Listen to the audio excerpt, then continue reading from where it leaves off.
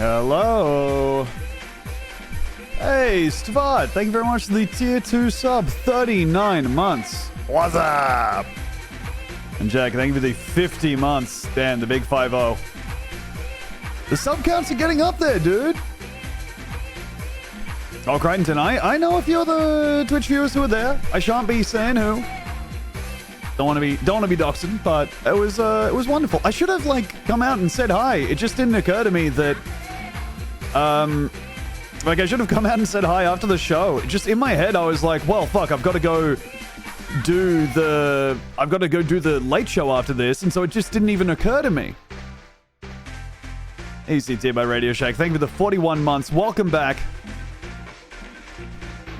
Yeah, Brave Sloth. I mean, HC Justin has some crazy lengths of sub. Yeah, the day 9 subs where it's like, oh my god, that's over 10 years. I think Justin just got his first 10 year sub the other day or something.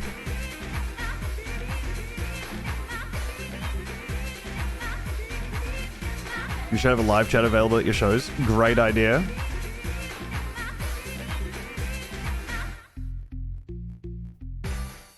Yeah, Shock Splice, sorry. I'm really looking forward to the moment in the show where I go, anyway, it is now time for the reckoning, and the entire audience turns and just faces you like the moment at the end of John Wick. Oh, I know Reese Nicholson. They fucking rock. I have a few Reeses I know. How strange. My most awkward interactions at a show with a fan. I don't really... I feel like they've gotten easier. God bless him. I'm not sure. Hey, thank you very much, Renaissance Bourgeois, for the fresh Prime sub. What's up? I got a, man, that's got me in the mind of sharing the fancy French shit I bought, which was a candle. In my hand. All right, here we go. Let's begin the stream. Oh, I hope that's okay. I hope it's okay for me to begin the stream, of course. I also have a candle. Oh. 2 candles? All right, whatever. Shut up. Some spoilers for Big Soft Titty, which is going to come out in, like a day or so. No, it is not sandalwood. I specifically went and bought a new candle. All right, here.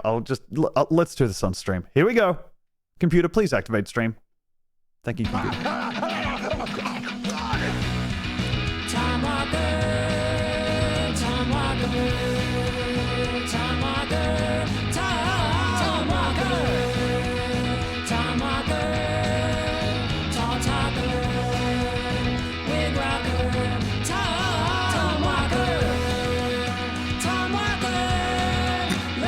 Candles looking good.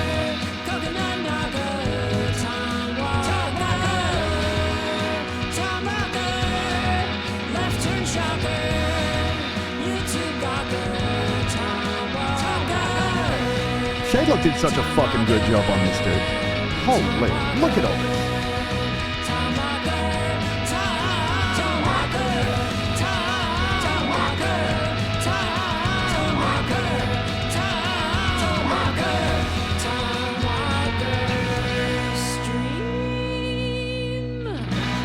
Hello. How you doing, everyone? Welcome to the stream. Eerily quiet. Don't worry. Music's back in 1 sec. Hello, hello, hello. We are going to be streaming some Fast Car GTA 4 in just a bit. But before then, I believe I will be, doing this for a little bit. Looking as if I'm completely in deep thought. Considering. Much to think about. And then a little bit after that, I'll be opening up some Bloomburrow, which is the cutest fucking Magic the Gathering set that ever there's been. It takes the best cards from the past few sets and just says, what if they were all little guys? Hey, Bedsaws. What's up? Thank you for the 40 months. Welcome back. Thank you for the Prime. I was incredibly ill into the toilets last Saturday morning, but there was nothing there to throw up. My wife told me off for waking her with an extended Tom noise. You were screaming into the toilet and your wife was like, that sounds like me? I feel like I'm catching strays in your relationship. I feel like I don't need to be there for that. Come on, man. Unless you were like screaming into the toilet and you're like, oh, fuck! Maybe you were like dry retching into the toilet and you were like, what's up with Boston? Like, is that really unironically a city, or are you guys all pranking me when you say that it has a population of this size? Because there's no way it has its own, you know? Anyway. Oh, good to know, Gucci. Oh no, not this Boston shit again, man. Hey, I'm just saying, that's, you know, I'm playing the hits. I'm saying that is what those are the Tom sounds. Hey, thank you, Cordero Cashley, for the 9 months. Boston is a big joke we've been telling. Good to know. And thank you, hey, Dr. Madfellow, thanks very much for the 5 gift subs. Talking about self-suck guys into the toilet. Yeah, I mean, honestly, probably more appropriate than what I do, which is say that shit into a microphone. To varying reactions. Puzzle Mustard, thank you for the 30 months. Welcome back. I am going to be opening up some Bloom Burrow cards. After that, we'll be doing some Fast Car GTA 4. I think before then, we'll be luxuriating in each other's company. Kind of sinking into the conversation as if into a hot tub. I already thanked Puzzle Mustard for the 30 months, but my eyes have fallen upon it again. And so guess what? We're getting the rare double thank. Thank you for the 30 months of Prime. Very much appreciated. 52 gifted subs is such an uneven number. I got to fix it when Dude, no. Any number of subs gifted is crazy generous. And also 52 is like one of the goated numbers. Weeks in a year. Weeks in a year. That's pretty much where my knowledge of the number 52 ends. But let's see what Wikipedia has to teach old Tombo about beautiful 52. I'm typing in Wikipedia 52. All right. And it looks like we have the disambiguation page. Oh, fuck. Oh. All right. Well, just checking the page, and I've been once again reminded of possibly the loneliest whale. I'm gonna go from there into 52. Oh man, 52 Europa, a main belt asteroid. I read initially as a man-size asteroid, which I know there must be, but all right.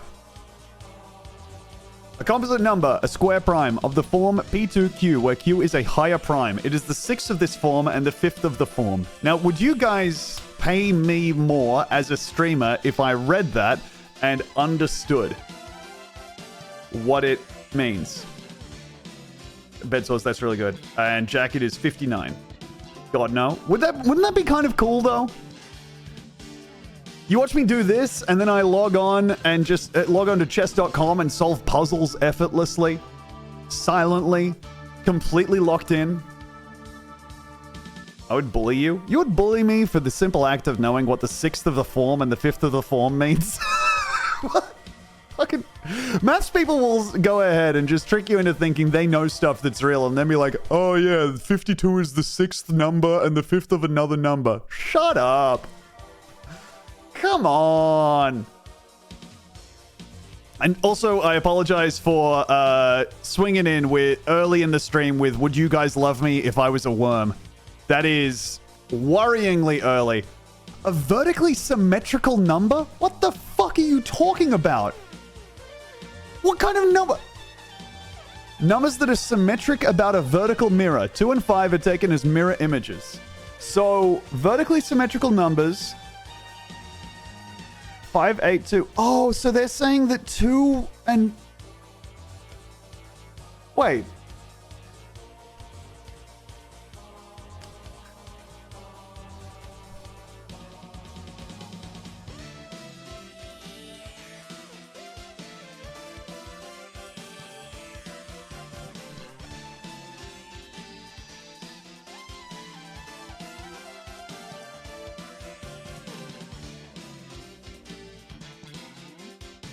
Wait! Mirror! Mirror!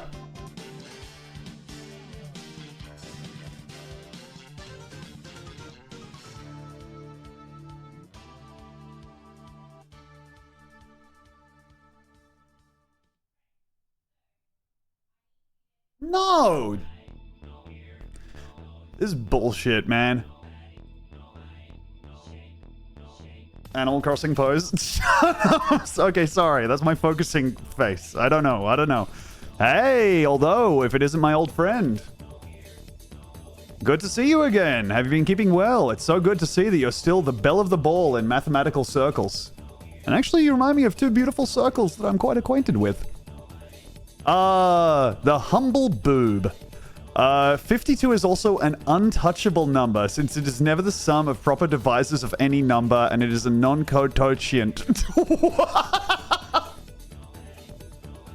Sorry, non-cototient, since it is not equal to x minus Phyrexian mana symbol x for any x. Damn. Wowee. Yeah, getting 52 tattooed on my ass, yeah. Asking my man to spank it, and just, no, I couldn't possibly.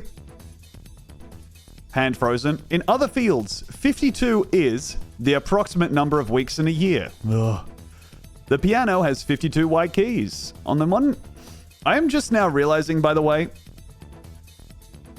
that what is the latest number? What is the number that doesn't have its own Wikipedia article? 52 American hostages were held in the Iran hostage crisis. Oh my goodness. Okay. Who is doing this? Who is going through these? And historical years. 52 BC, AD 52, 1052, 1952, etc. How fucking dare you hit me with the etc. when the rest of these you've gone through? How dare you choose now to wimp out on a 52 when you have gone through and said a 52 pickup is a film starring Roy Scheider and Anna Margaret? I think you want the lowest number that doesn't have a wiki article, right? That's what I'm thinking. Oh my god. List of numbers. This is a list of notable numbers and articles about notable numbers. Hey, gang, I'm sorry for possibly advertising falsely that I was going to do anything else this stream, but your man just found a list of numbers, and we're going to be reading through quite a bit of it. Okay, this is so funny. This is so funny to find out this is what mathematicians have been doing. we thought you guys were like in there solving problems. You're just in there going like, 5. Everyone nods. Yes, absolutely. Silence for a beat. 6. Okay. Natural numbers. Main article. Natural number. You have no idea how hard it is not for me not to click on natural number. Can you pull up the wiki for number 6? I mean, hell, I can. It's a bit above my reading level right now. I'm just actually learning about numbers themselves. But let's go ahead and see what 6 has to teach us. Hey, thank you Regina ATK for the 24 months, and thank you Cash Gordon for the gifts of 236 double D. Sorry, 36 DD. Probably don't want to put my own reading of that. I did a uni maths course and they talked about natural numbers, and I had to sit there and pretend like it's a thing I knew. Like you went in thinking you were going to be taught about maths, and then they were like, "All right, well we all know about maths," and you were just stuck there going, Because I had that happen in a dance class, which was. I paid up for a dance class that was for beginners, and then they opened up with like a bunch of stuff and then said, now do a 2-step. And I raised my hand and was like, what's a 2-step? They're like, okay, well, this guy's gonna have to go off and do some, I guess, mathematics before he can qualify for this. All right. Okay, n.wikipedia.org/wiki /wiki/6. Hey, thank you Grizz Adams for the 10 months. Thank you Libby. What's up to Libby for the 27? And thank you Cash Gordon again for the gift sub. I believe I missed something. 87 is the last number they have a wiki article for. That cannot be true. Is that just where the integer things like run out? Okay, hey, let me see.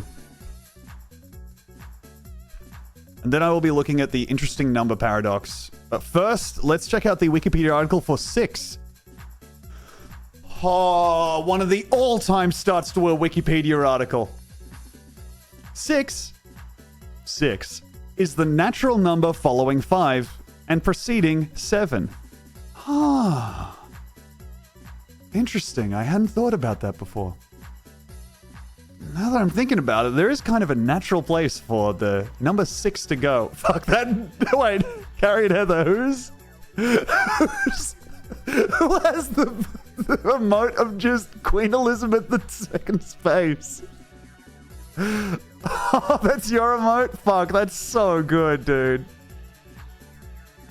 Oh my god. Oh. I don't come to the stream to learn. Please put garbage in my head instead. Don't worry. I think that anything you learn about the number 6 is going to be garbage for, I think, like 99.9% of the population. Like I think that the amount of stuff you learn from a standard Grand Theft Auto 4 fast car stream is going to be just as useful for you as you knowing that 6 is the only even perfect number that is not the sum of successive odd cubes.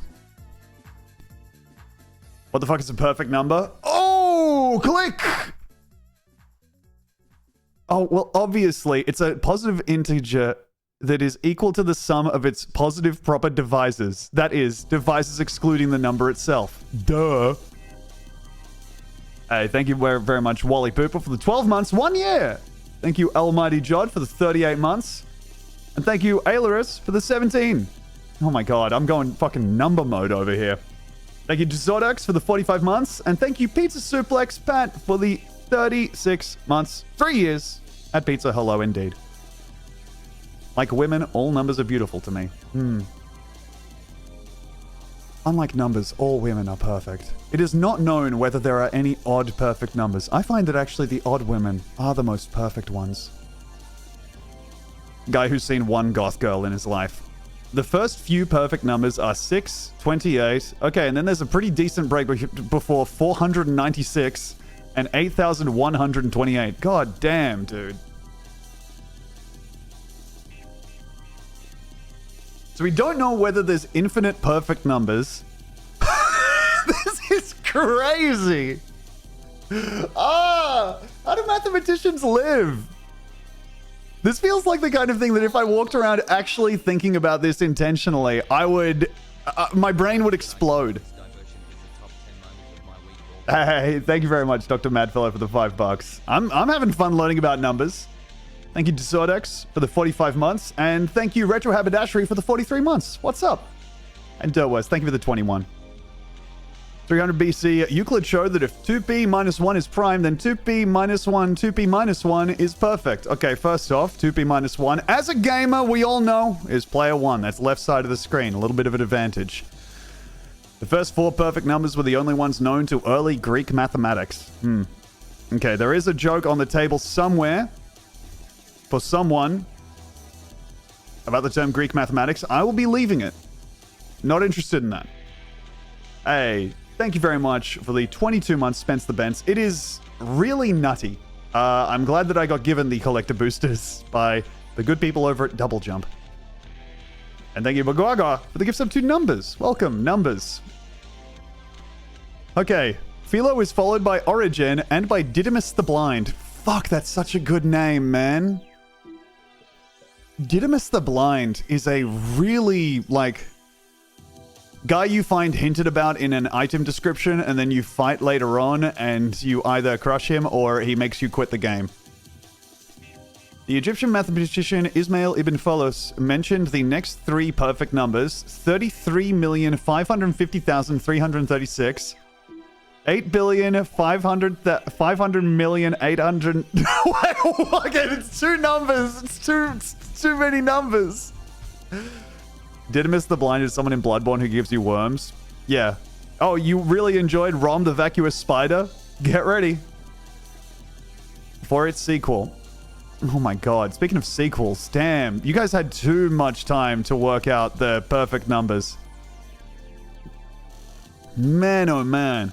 Prove that every perfect number obtained from Euclid's rule ends with a 6 or an 8. Oh my god. Here I am with my perfect number that ends with a 5. thinking to myself, I had it all written out. Odd perfect numbers. For me, I got to go ahead and say 59's up there. Minor results. Oh my god, dude. Hyperperfect? Hyperperfect? You can S++ rank being a number? Let's go. Okay. A hyperperfect number is a natural number for which the equality n equals, and then a whole bunch of stuff. A whole bunch of just I'm doing the Peanuts parents voice. Where duh is the divisor function, the sum of all positive divisors of n. A hyperperfect number is a k hyperperfect number for some integer k. Why would you... Okay, I understand that I'm trying to read about something which I'm not qualified to read. But sometimes reading that the hyperperfect number is a hyperperfect number is starting to make me feel like I've wandered in on something and it's been a scam this whole time. And they're like, oh, geez, we didn't expect anyone to look up the hyperperfect numbers. We just needed a few more PhDs to throw around. So, how do you feel about knot theory? Scanning for possible mind goblin-esque traps, none found. I'm unaware of it. What is knot theory? The cool thing about this is, like, it's just advanced versions of even and odd, just more fucked up and arbitrary. Dude, for real. I try not to. I do not know. Oh my god. Yeah, so this is just... Instead of even and odd, they've advanced so there's odd, super odd, really strange, completely bizarre, utterly fucking bonkers, and like eccentric numbers, right?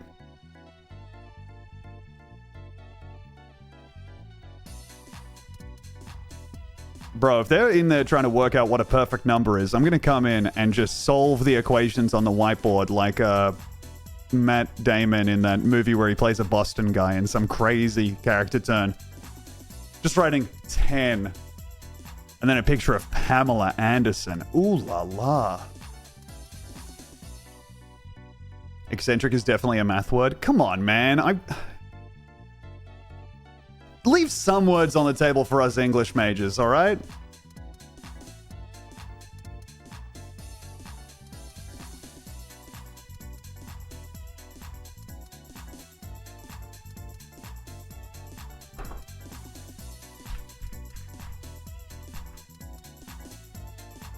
Just sending the word what in response there. Can we look at imaginary numbers, Tom? I mean, sure, just like a wiggly 6? Okay, Robert Baer wrote about hyperperfect numbers, structural issues, rules for constructing hyperperfect numbers. Man, they were writing about how to build your own hyperperfect numbers? Damn. Thank you, Dr. Madfellow. Have a good sleep. Thank you for the gift subs. It was very kind of you. Tom, look up the types of leptons. What the fuck is a lepton, man? Don't spring the fact that there's more than one lepton on me. Alright. Often referred to as the naturals, the natural numbers are usually symbolized by a boldface N. Very cool. Table of small natural numbers. Alright, so here we are in the list of numbers, everybody. It's the moment you've been waiting for. Looks like we've got all the stars. 0, 1, 2, 3, 4, 5, 6. 6 already clicked. We got the purple hyperlink on 6. You know I had to find out what the deal was with that crazy motherfucker. 8, 9, and 10. 11. Now I have to be clear. After this point, my familiarity with these numbers tapers off pretty exponentially. Okay, here we go. The list of numbers... Okay. 314 doesn't have anything written. 315, 316, 317. These do not have Wikipedia articles. 319, also nothing. 320, Oh my god, man. And then we skip right into the hundreds. All right. Holy. Wait, 100, 200, 300? No, okay, yeah, they were covered last time. Previously. and larger numbers, including 10 to the power of 100 and 10 to the power of 10 to the power of 100. Oh my god, man. The only time I ever rub up against numbers like these is when I'm losing a Magic the Gathering game so badly the other guy gets to have just like fun for an hour at my expense. Oh, 341 has an article, but it's not listed? Bro, are you telling me that the 314 has an article, but it's not listed? This article is about the year. For other uses, see 314 disambiguation. 314 number.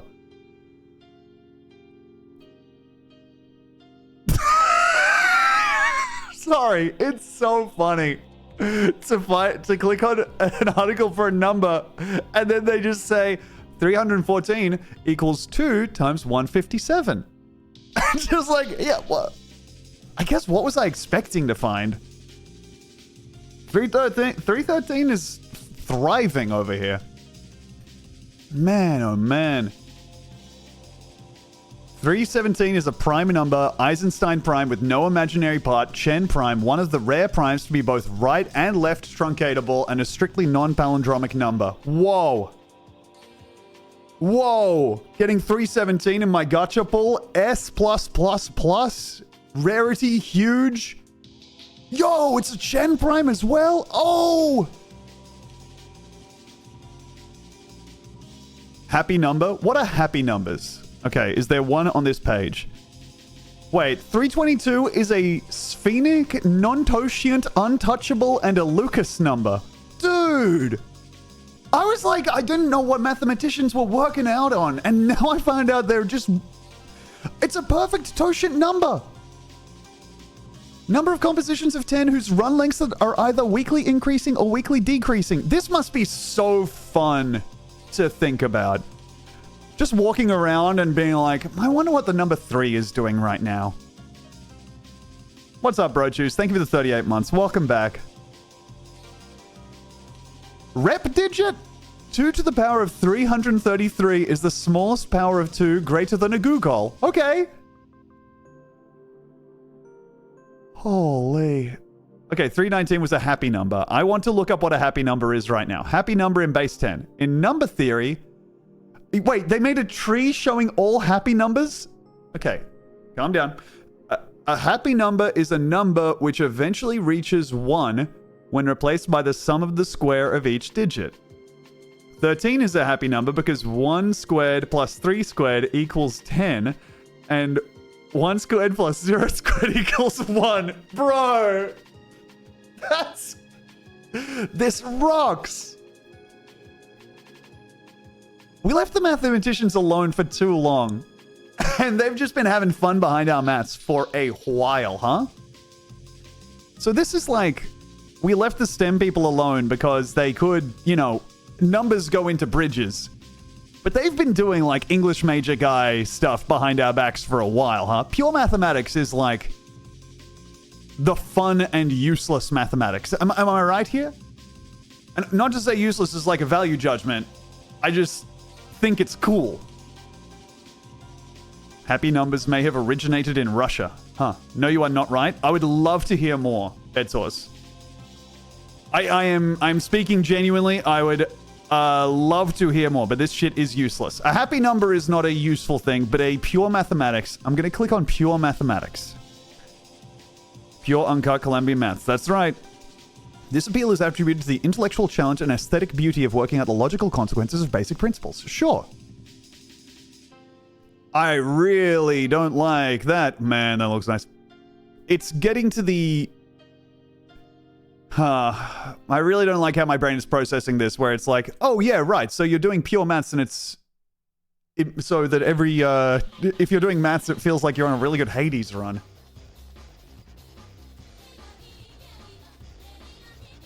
Things rely on pure maths so much, just like 3 degrees removed. Right, yeah, that makes sense.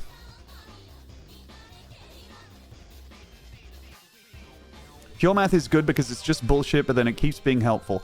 It's like we stick a whole bunch of smart people in a room and they think as hard as they can, and then they kind of turn up a bunch of crap that they found interesting, and then one day we'll run into something that we're like, oh shit, we need that crap to solve this. There's like a a whole bunch of space that we need to get to or whatever. And to get there, we need to know what, Super 5 is. And one guy from over there will be like, hey, I've actually been thinking about Super 5 for a while. An illustration of the Banach-Tarski paradox, a famous result in pure mathematics. Although it is proven that it is possible to convert one sphere into two using nothing but cuts and rotations, the transformation involves objects that cannot exist in the physical world. We thought about it for long enough that we've realized that one sphere can be two spheres. Now, of course, we're just kidding. But... hey, Tom, what's a good anagram for Banach-Tarski? Come on, bedsores. I'm already... That's right, it's Banach-Tarski, Banach-Tarski. Did you just hit me with the fucking... oh, that's really good. All right, okay. And you know what? What a thrill to have just learned exactly enough that I get that joke. Who would have thought we'd be here, huh? Not me. I didn't think I was going to be sitting here understanding your pure mathematics joke. Damn! Nobody ever knows that joke? This is the one time. This is the one time that joke has been said to an audience of several hundred people. And if they were paying attention in the past 30 seconds, they understand it. Holy shit. Bedsores, congratulations. Oh, that must feel so good. Look up recreational mathematics. It would be so funny for me to get into recreational mathematics. Turning up to a club where all the guys are doing shit like this, and I'm like, what if 7 was added to 5? They're like, well, it would probably be 12. Yes, a wonderful theory. 12. Jack, yes, a fellow intellectual. Just to be clear, I didn't read. I wasn't copying Jack's homework. I'd come to the number 12 by myself. I funk up exactly. What if 7 was added to 12? 19. To the entree. I can see how that would be true.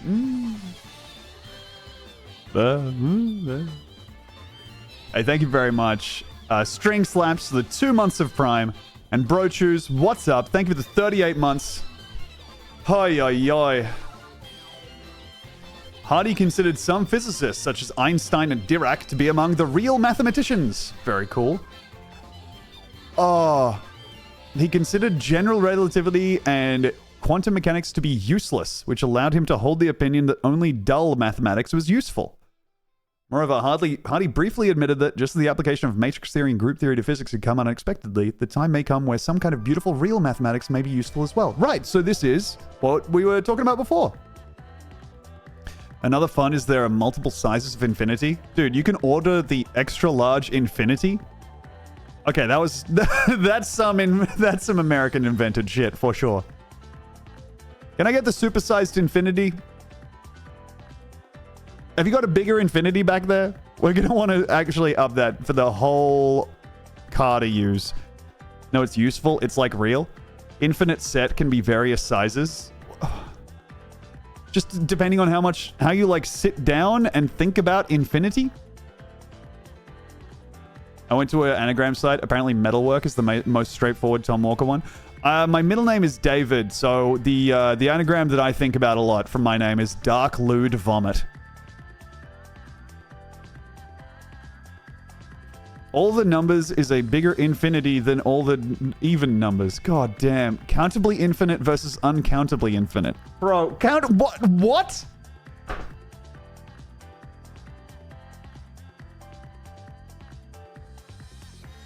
Aleph number. Bro, just count it. Yeah, what? Okay. Aleph numbers are a sequence of numbers used to represent the cardinality or size of infinite sets that can be well ordered. Okay. So this is like an infinite set of numbers that's like, well, obviously we're starting at 1 and going through, the integers and further. Or we're just going like crazy mode and it's all numbers all at once every single time, and maybe we're not starting with just 1, we're starting at 1 point and then was it in integers or in which one is it? I don't know. If you are looking at me, I've said it once out loud and it was previously Okay, with a J. Because I feel like I said it with a J at some point and someone was like, what the fuck is he doing? And someone made fun of me.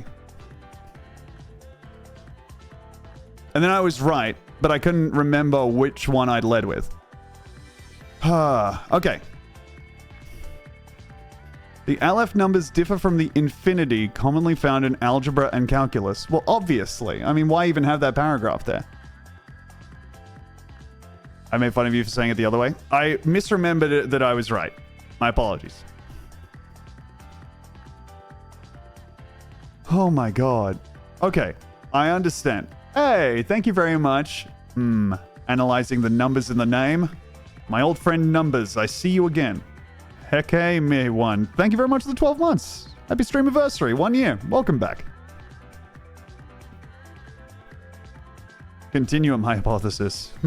All these numbers are making me think that maybe something is true. Oh, look at this adorable little shit.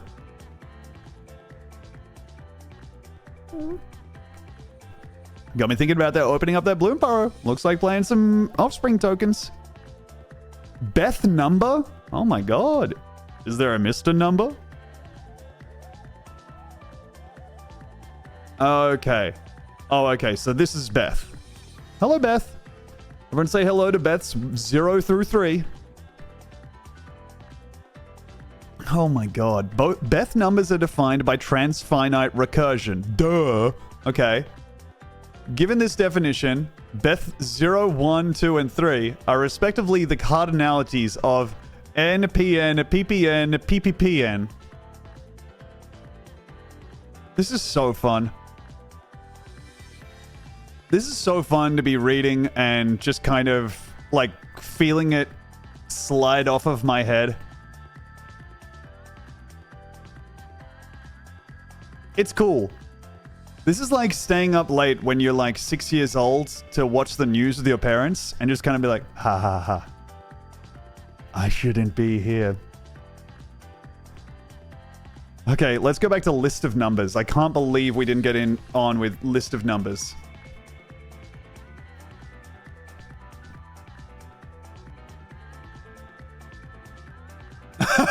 Seedless strawberry, I getcha. Okay, alright. Mathematical significance. List of mathematically significant natural numbers. We got the Hollywood Walk of Fame of numbers? 70 is the smallest weird number? Yes, I'm gonna find out about weird numbers.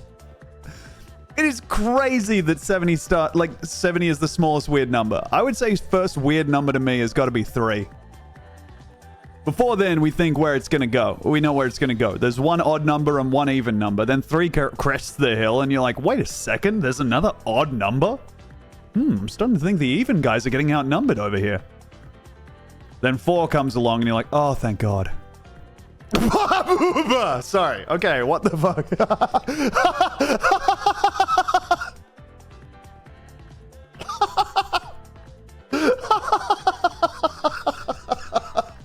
Oh, man. Obviously. Yeah, no. That's right. Anyone else feeling 28 and 6 right now? Oh, man. Look at this. Look at this. It's a seating plan at a wedding, dude. Someone pronounced Eula. I don't see how me pronouncing Eula could possibly be more embarrassing than the rest of what I'm doing in here. Look at this. This is where you're sitting the cousin. Thank you, Drastic Actions, for banning odd numbers with the reason too weird for the chat. Sorry. Yeah. Oh, my lord. Okay, well, someone's going to have to sit with 70, so let's put 88 and 66 near them. I don't know. Let's just sit in with our abundant friends. Keep 28 and 6 away from them for sure. Number theorists aren't the only people who have fun. Look up Monster Group. I mean, I cannot believe that I haven't looked up Monster Group before just to have fun and see what they're up to. Monster Group. In a group of abstract algebra known as group theory, the Monster Group, also known as the Fisher Grease Monster, or the Friendly Giant, is the largest sporadic simple group, having order... Oh, that's why there's a page break there.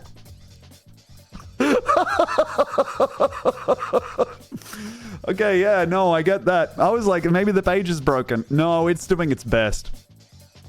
It just has a very interesting job to do. Okay. The finite simple groups have been completely classified. Thank you so much, mathematicians, for classifying all of the finite simple groups.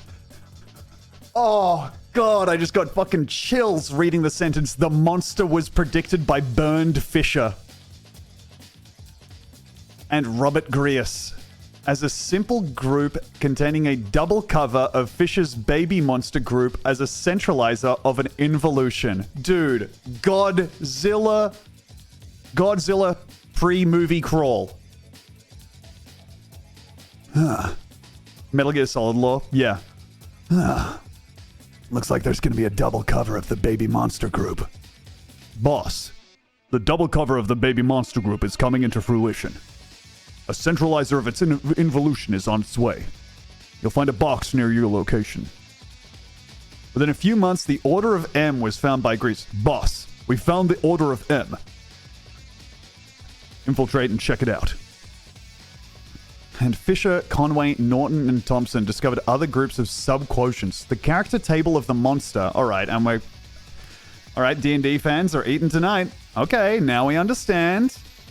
Character table, I understand. And we're looking at rolling some dice, which have those numbers you guys love, and putting those into a loot table.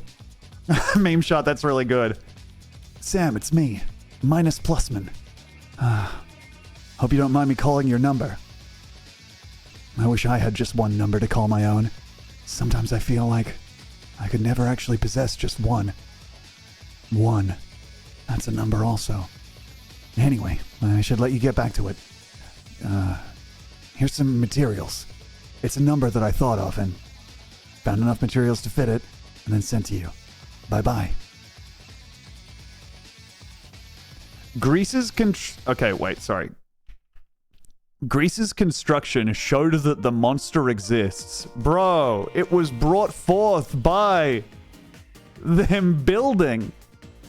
This is very Godzilla. Tell me, skip Jacques. Jacques Tits? Jacques Tits introduced Tits Buildings, the Tits Alternative. And congratulations to the trans community.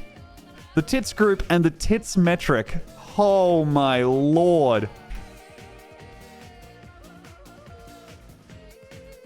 Okay, lived till 91, died in the 13th arrondissement.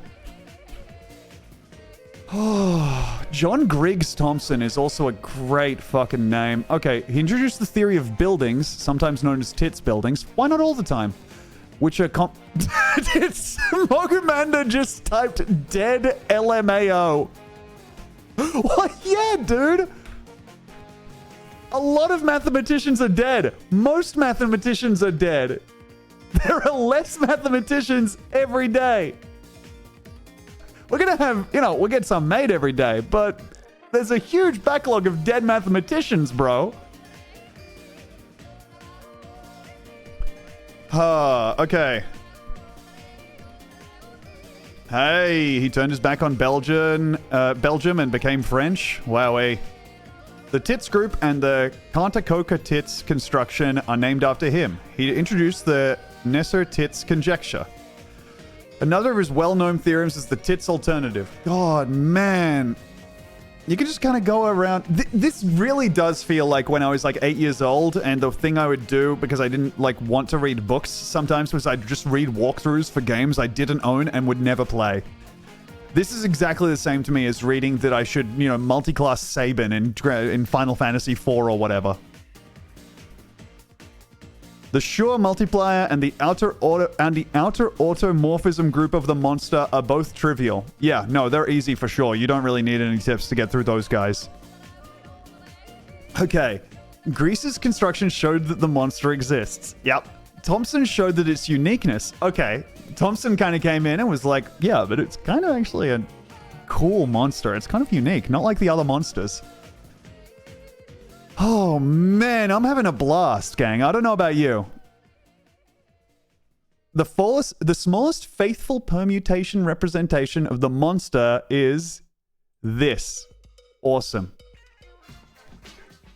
Okay, Bedsource has linked a Wikipedia article for Supermutation.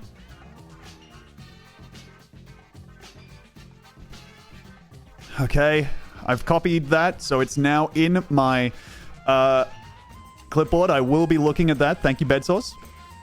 Saving a multiclass. I don't know. I haven't played it. I'm combining a whole bunch of JRPGs where I would read the walkthrough and kind of try and work out what the fuck was happening in these games because I never owned a PlayStation to play them on.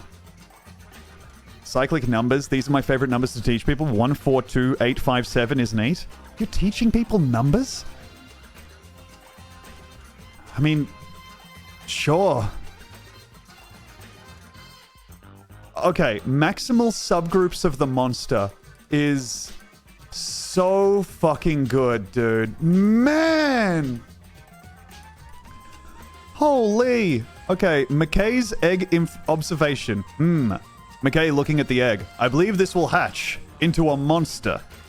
The monster group is one of two principal constituents in the Monstrous moonshine conjecture by Conway and Norton, which relates discrete and non-discrete mathematics, so it's kind of 1 versus 1! And was finally proved by Richard Borchards, great name, in 1992.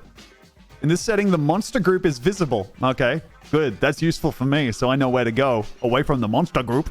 As the automorphism group of the monster module, a vertex operator algebra, an infinite dimensional algebra containing the Grease algebra. There's algebra with algebra in it. I thought maths was hard when I was learning it. Man, there's so much more maths. Many mathematicians. Okay, get ready for your bloodborne sentence of the day, gang. Many mathematicians, including Conway, have seen the monster as a beautiful and still mysterious object. Many mathematicians, including Conway, have forgotten to fear the old blood. Conway said of the monster group, there's never been any kind of explanation of why it's there, and it's obviously not there just by coincidence. Yeah, it's kind of like an outer will that's come to this plane to affect it in some way. It's got too many intriguing properties for it to all to be just an accident.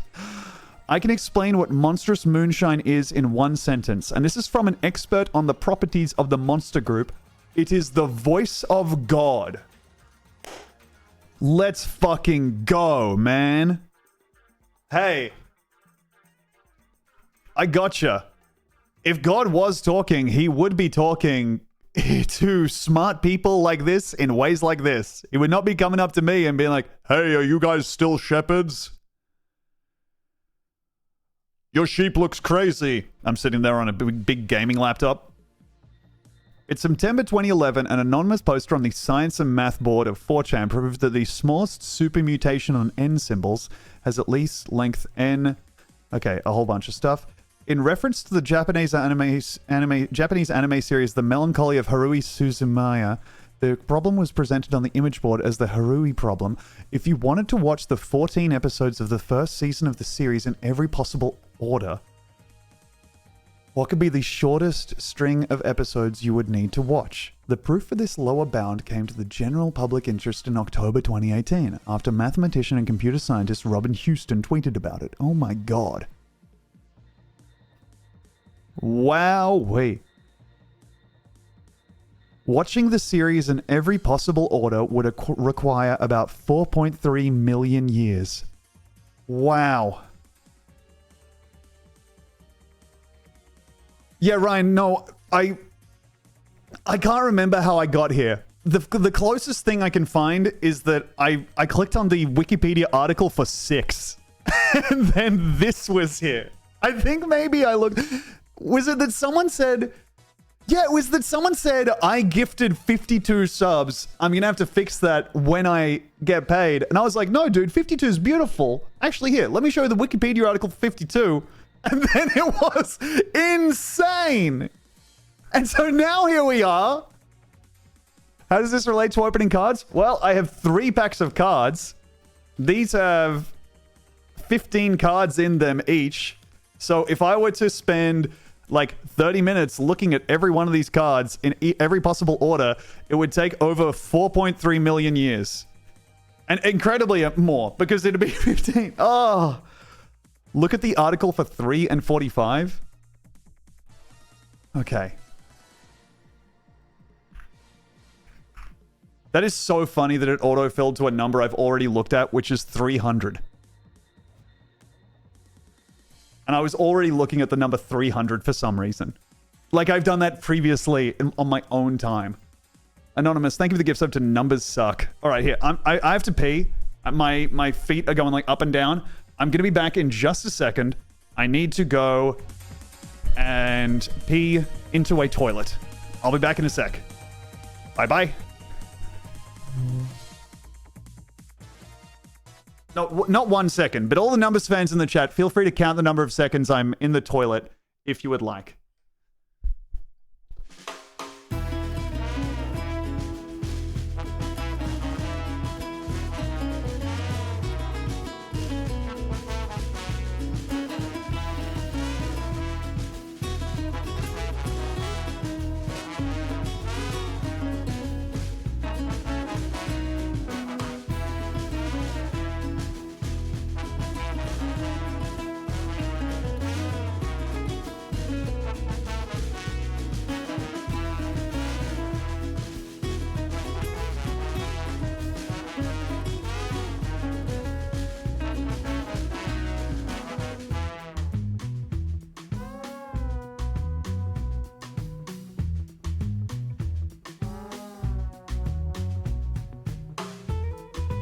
All right, I'm back.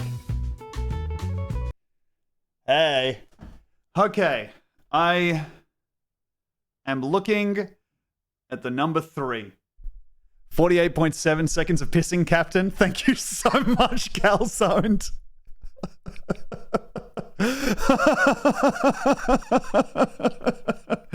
Hey, no bedsores.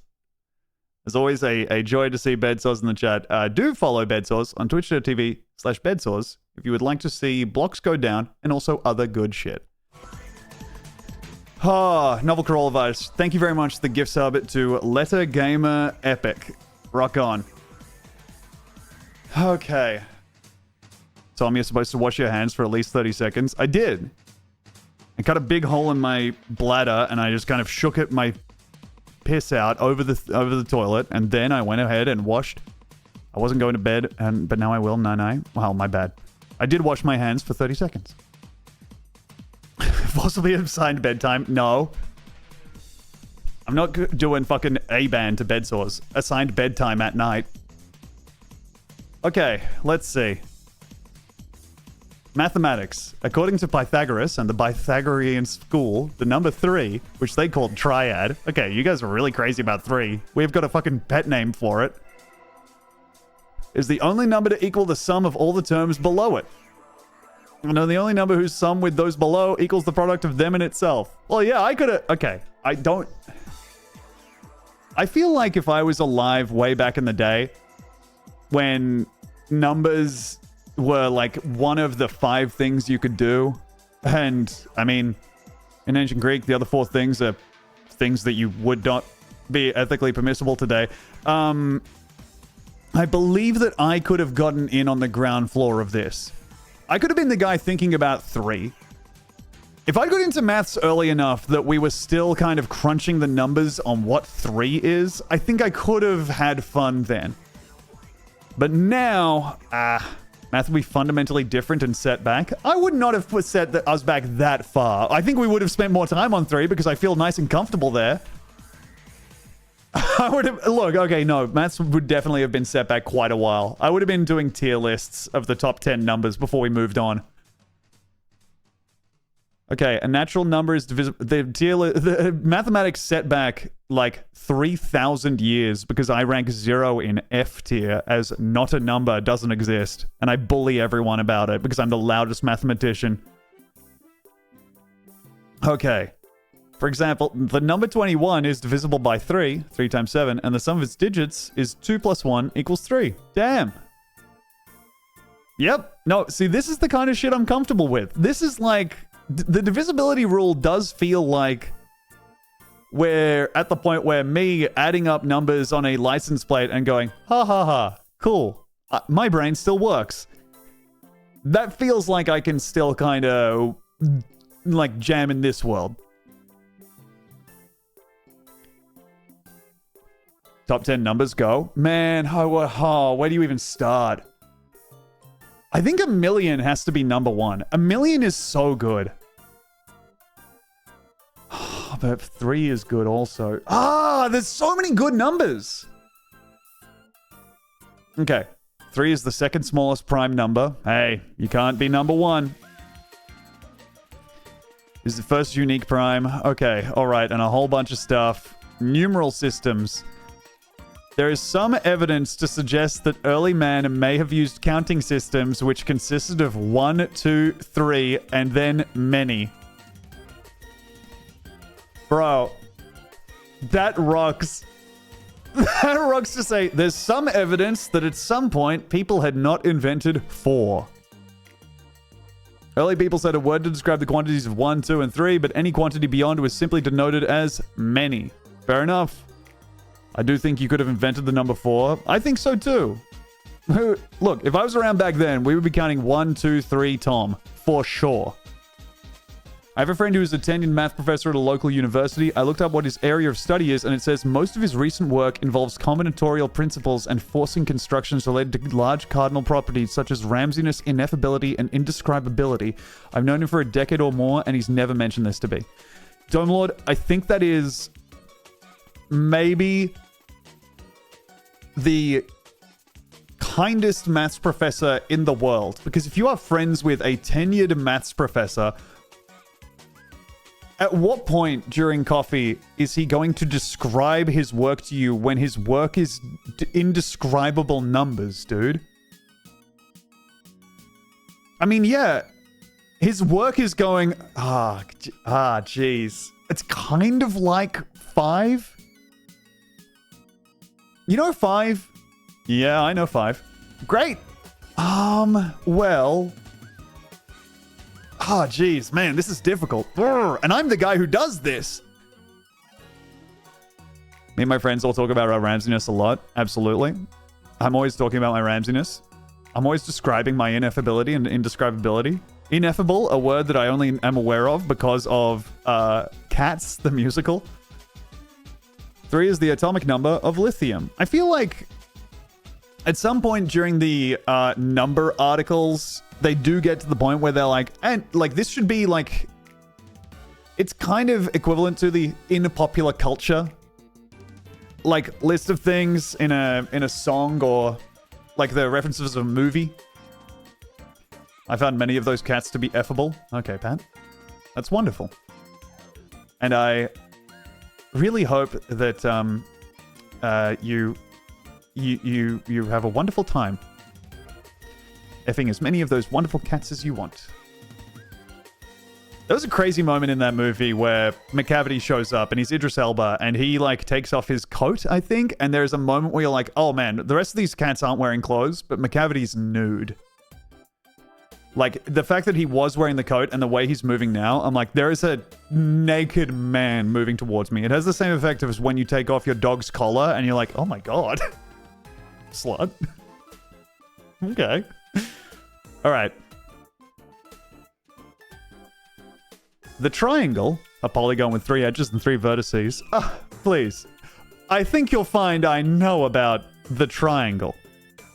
Is the most stable physical shape. For this reason, it is widely utilized in construction, engineering, and design. What the fuck is that doing in the number 3? I get that it has 3 edges and 3 vertices, but just say the number 3 is often used in the triangle. Pseudoscience, okay. In European alchemy, the 3 primes were salt, sulfur, and mercury. The 3 doshas and their antidotes are the basic of Ayurvedic medicine in India. Philosophy and Tesla. Nikola Tesla allegedly said, if you only knew the magnificence of the 3, 6, and 9, then you would have a key to the universe. Okay.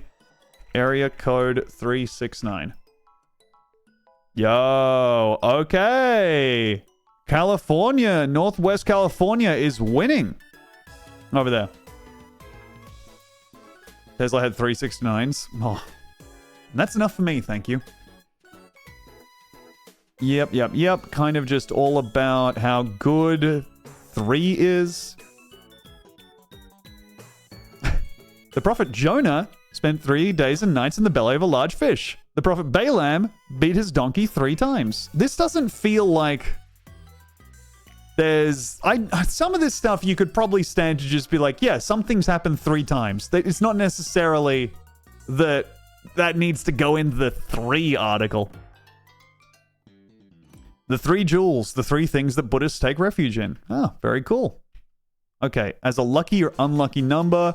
And film. For a list of films called 3, etc. See 3, disambiguation, subheading, film. Very cool. 3 billboards making it up into the movie, into the 3 Wikipedia article is crazy. All right, let's go back to the list of numbers. 12 is the first sublime number. It's a pretty good number, I'll give you that. I like the number 12. 496 is the third perfect number. 8,128, the 4th perfect number. Oh my god. Okay.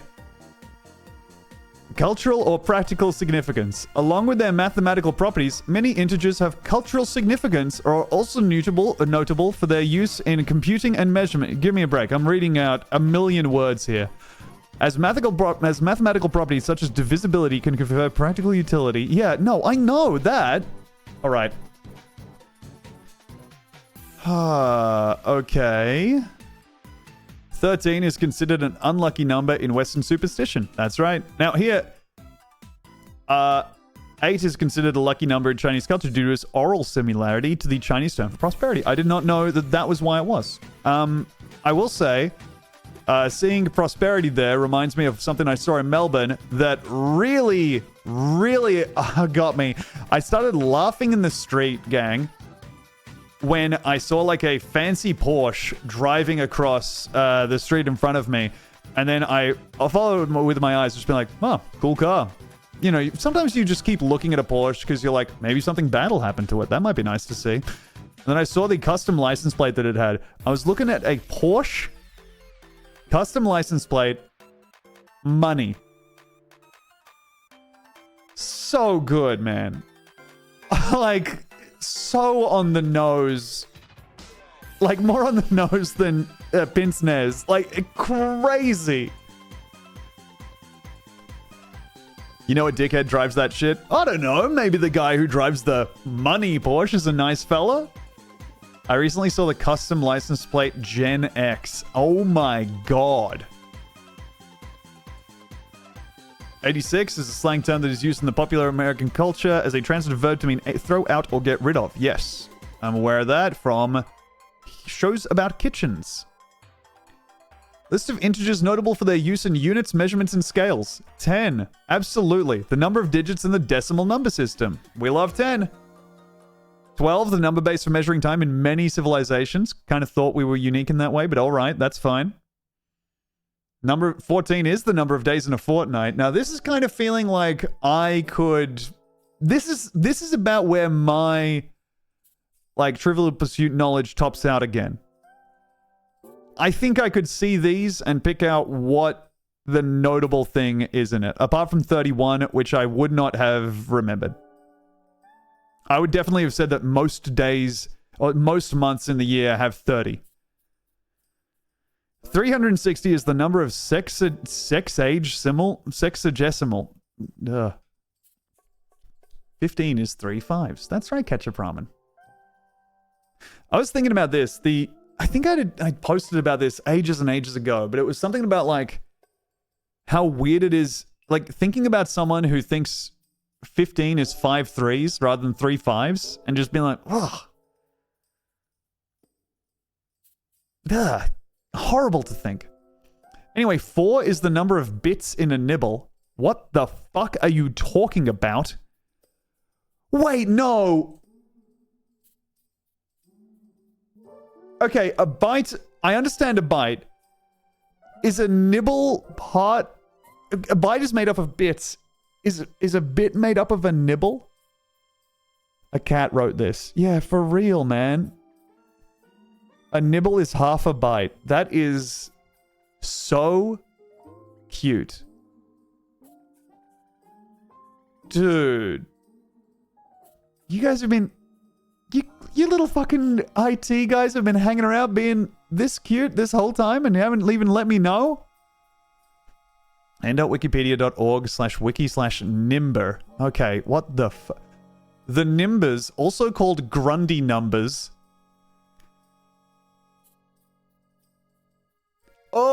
Are introduced in combinatorial game theory where they are defined as the values of heaps in the game Nim. Okay, I'm not familiar with the game Nim.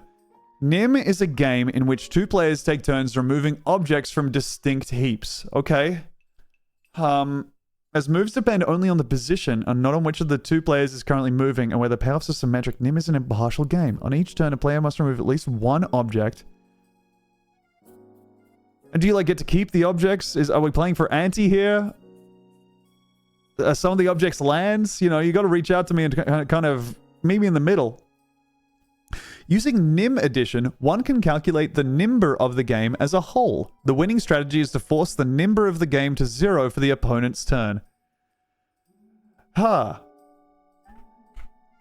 Uses of the Nimber are in Nim and also Cram.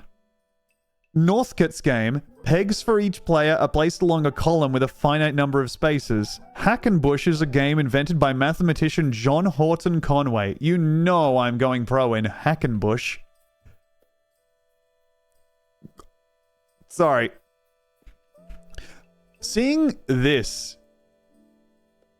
Seeing say I equals A crosshair, B crosshair, Y. And then, on the other hand, for any ordinal, Y is smaller than A crosshair, B, Zoring, la la, with all of A, B, Y, must lead to a reduction for one of them, since the leading one in must be present in at least one of the three. Since this stuff... we must have either. Thus, gamma is included as either, and hence... Okay, yeah, no, absolutely, man.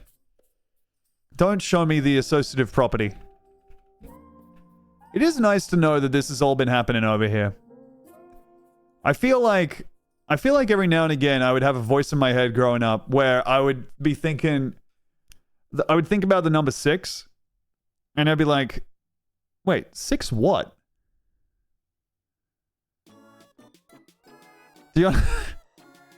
Wait, what's 6? And then I would kind of dismiss it like it was the whisper of an ancient god. I'd just be like, don't want to deal with that. I have to watch Dragon Ball right now. Addition and multiplication tables. Tom, I think that number chart was in Chernobyl. Well, it's literally plus and minus, so if this is in Chernobyl and this is like the sum total of the genius that they were dealing with there, I can understand how that really messed them up. If they really need to know that 2 plus 1 is 3. Does that page say Nimbers? We are currently learning about Nimbers. This is Nimber Edition. It's the Cayley table of Z24. Z24.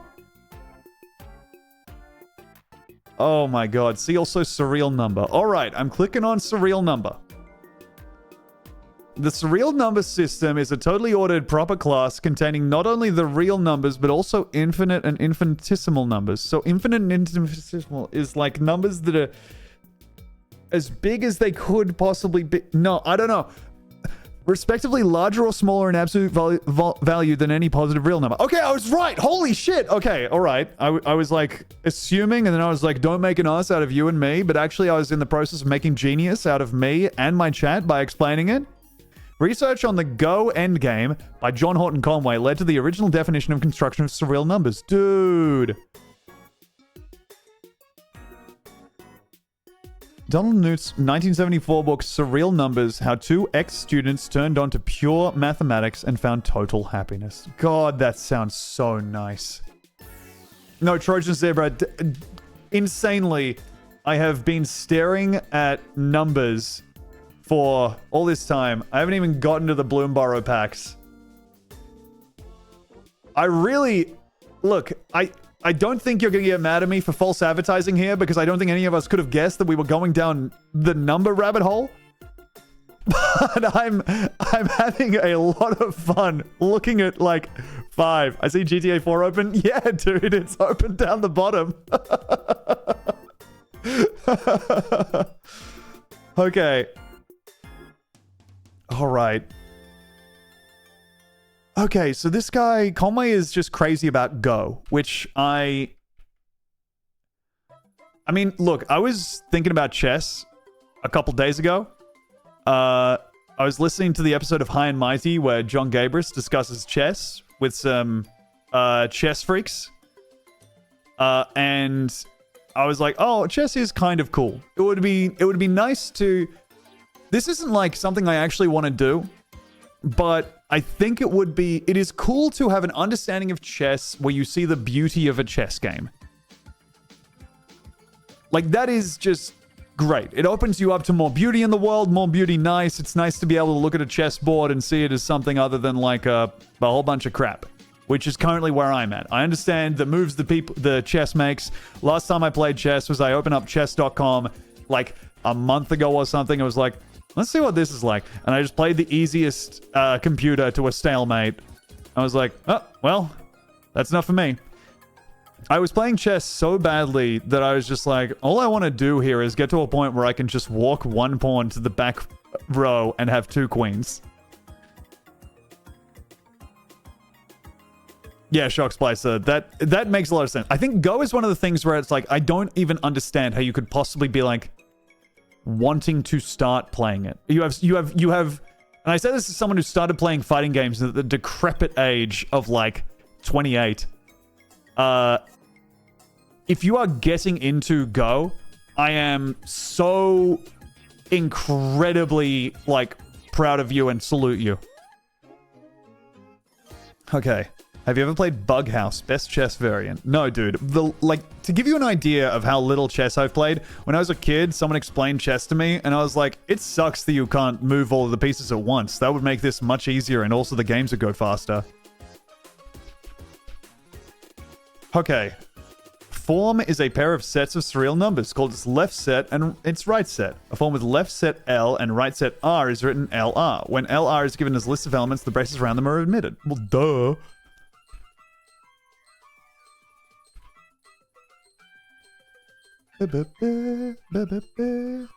Fuzzy mathematics. All right. Don't worry. We'll get to... How many numbers can there be? We'll get to all of them in time. Is fuzzy mathematics like... Oh my god, don't show me that. Is fuzzy mathematics going to be like, kind of wanting to call my shot here.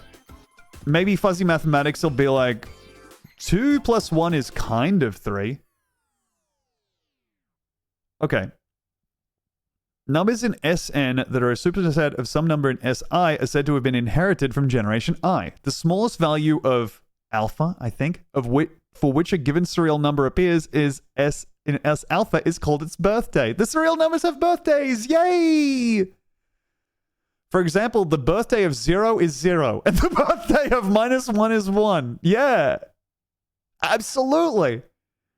My poor Nintendo DS with its dying time battery agrees. Okay. The informal interpretations of squiggly brackets 1 and a line and squiggly brackets line -1 are the number just after 1 and the number just before -1, respectively. Okay. Right.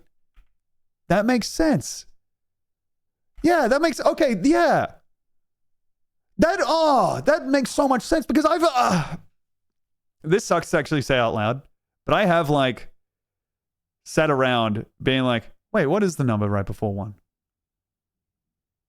And it's good to know that there is like a way of mathematically expressing that. Obviously, there was always going to be a way of mathematically expressing that. These guys have been sitting around thinking about numbers for their entire lives. But it's nice to know that the way of mathematically expressing that is like something that I now have read and understood. Hey, thank you very much, Sagamist, for the 20 months. Welcome back. This is indeed real. Sorry, I clicked on the Wikipedia article for the number 52, and now we're here. Just starting up some music again. Okay, and back to surreal numbers. Hey, Amelia Ellis, thank you very much for the 17 months. Welcome back. Okay, A form x equals LR occurring in generation n represents the number. Okay, yeah, no, I can't. You're gonna see the moment where I stop doing this and start heading on into a video game or opening up Bloomburrow packs is absolutely gonna be when you see like smoke come out of my ears. I'm amazed I can't smell any toast just yet, but maybe my nose is broken already. Wowee. You guys were really having fun working out what Go is like, huh? Wowee. Damn.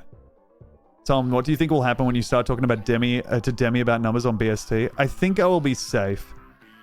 I don't think I will be doing that. Oh yeah, Polycubic. Dane is not gonna be speaking up. Wait, there are puns in numbers? The gap on equals no is larger than all surreal numbers. This is an esoteric pun. In the general construction of ordinals, alpha is... Now, why is in quotation marks the set of ordinals smaller than alpha? And you can use this equivalent to write alpha equals alpha in the surreals. On denotes the class of ordinal numbers. And because on is cofinal in no, we have no equals on by extension.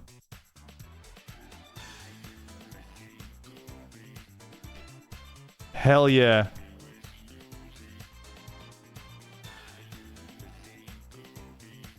So complex numbers. Games. Hey, now we're talking. All right, what are we talking? Slay the Spire? Every surreal number is a game, but not all games are surreal numbers. E.g. the game... Okay. They've posted that there's a game, and I can just see the page looking back at me. But whatever's supposed to be there is not a surreal number. The class of games is more general than the surreals, and has a simpler definition. But like some of the nicer properties of surreal numbers. They have nice properties. Damn. Surreal numbers are confirmed boomers. Am I right? The class of surreal numbers forms a field, but the class of games does not, obviously. The surreals have a total order. Given any two surreals, they're either equal or one is greater than the other. Well, yeah. The games have only a partial order. There exists pairs of games that are neither equal, greater than, nor less than each other.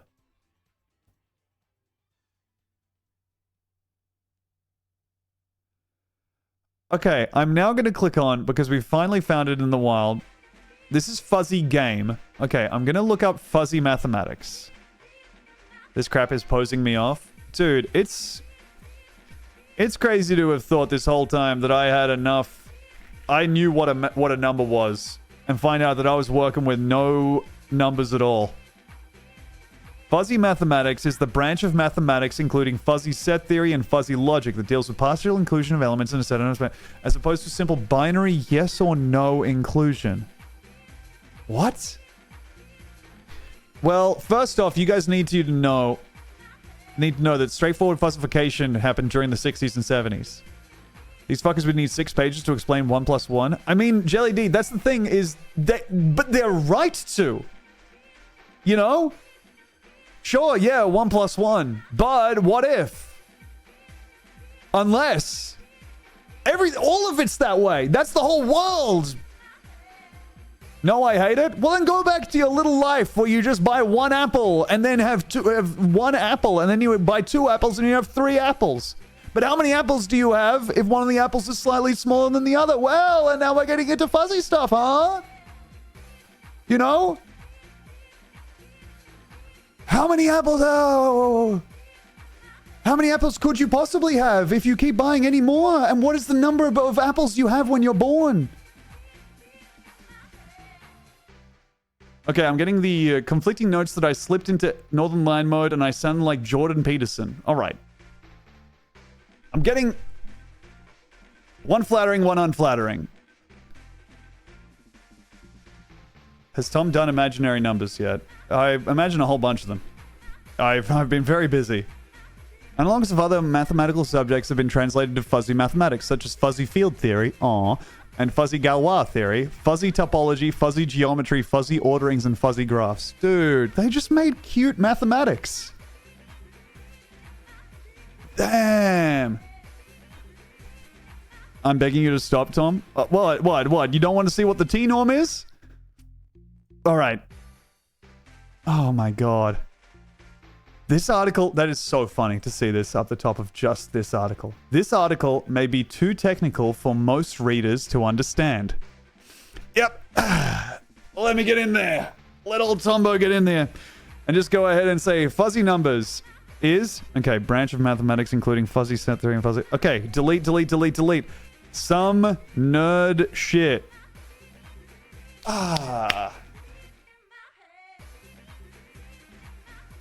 Okay. Weird number. The smallest weird number is 70. Its proper divisors are 1, 2, 5, 7, 10, 14, and 35. These sum to 74, but no subset of these sums to 70. The number 12, for example, is abundant but not weird, because the proper divisors of 12 are 1, 2, 3, 4, and 6, which sum to 16, but 2 plus 4 plus 6 equals 12. This... Okay, alright, I understand what a weird number is. I don't understand...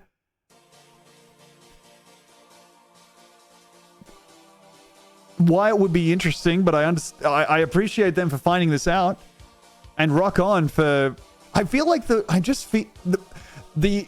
emotion I'm having right now is the weird number is such a good name that maybe it could be given to something other than this.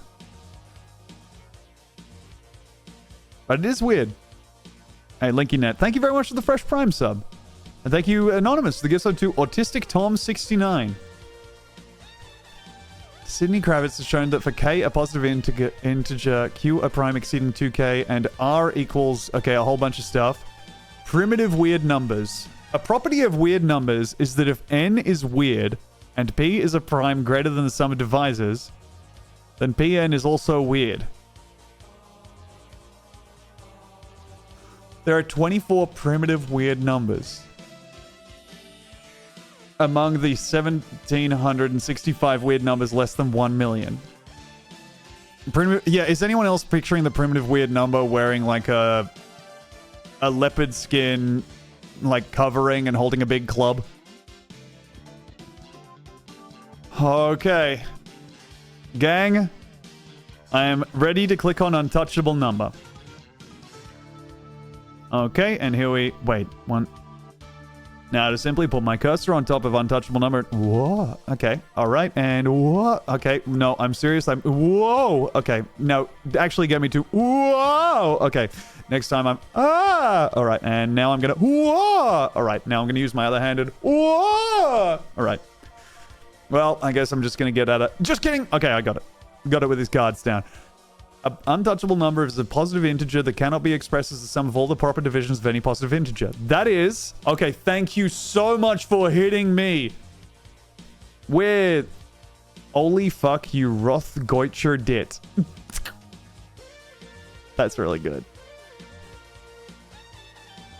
Okay. These numbers are not in the image of the aliquot sum function. Oh, why didn't you say so? Hey, thank you, Professor Pangloss, for the 4 months. Welcome back. Okay, we have Abu Mansur al-Baghdadi observed that 2 and 5 are untouchable. The number 4 is not untouchable. I was just thinking that. Given that 2 and 5 are untouchable, it serves to reason that 3 and 4 are probably not. Otherwise, you guys probably would have said them instead of those ones. The number 5 is untouchable, as is not the sum of the proper divisors of the first few untouchable numbers. Properties. The number 5 is believed to be the only odd untouchable number. Okay. Haven't met some of my wonderful chat. Infinitude. There are infinitely many... Oh my god, he looks so good. Look at that shirt. Is that shiny? He's wearing a solid gold shirt, man. Paul Erdős is killing it. Wowee. He looks good. Holy. Published around 1,500 mathematical papers during his lifetime. He firmly believed mathematics to be a social activity, living an itinerant lifestyle with the sole purpose of writing mathematical papers with other mathematicians. Dude! The couch surfing mathematician? The oddball's oddball. He devoted his waking hours to mathematics. Even into his later years, his death came at a mathematics conference in Warsaw. Wow, this guy rocks. Oh, this guy rocks, dude. This guy fucking rips.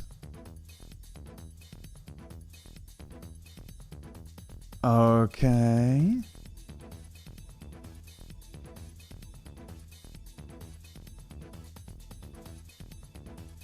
Uh-huh. For his epitaph. Oh, king. For his epitaph, Erdős suggested, I finally stopped getting dumber. Man.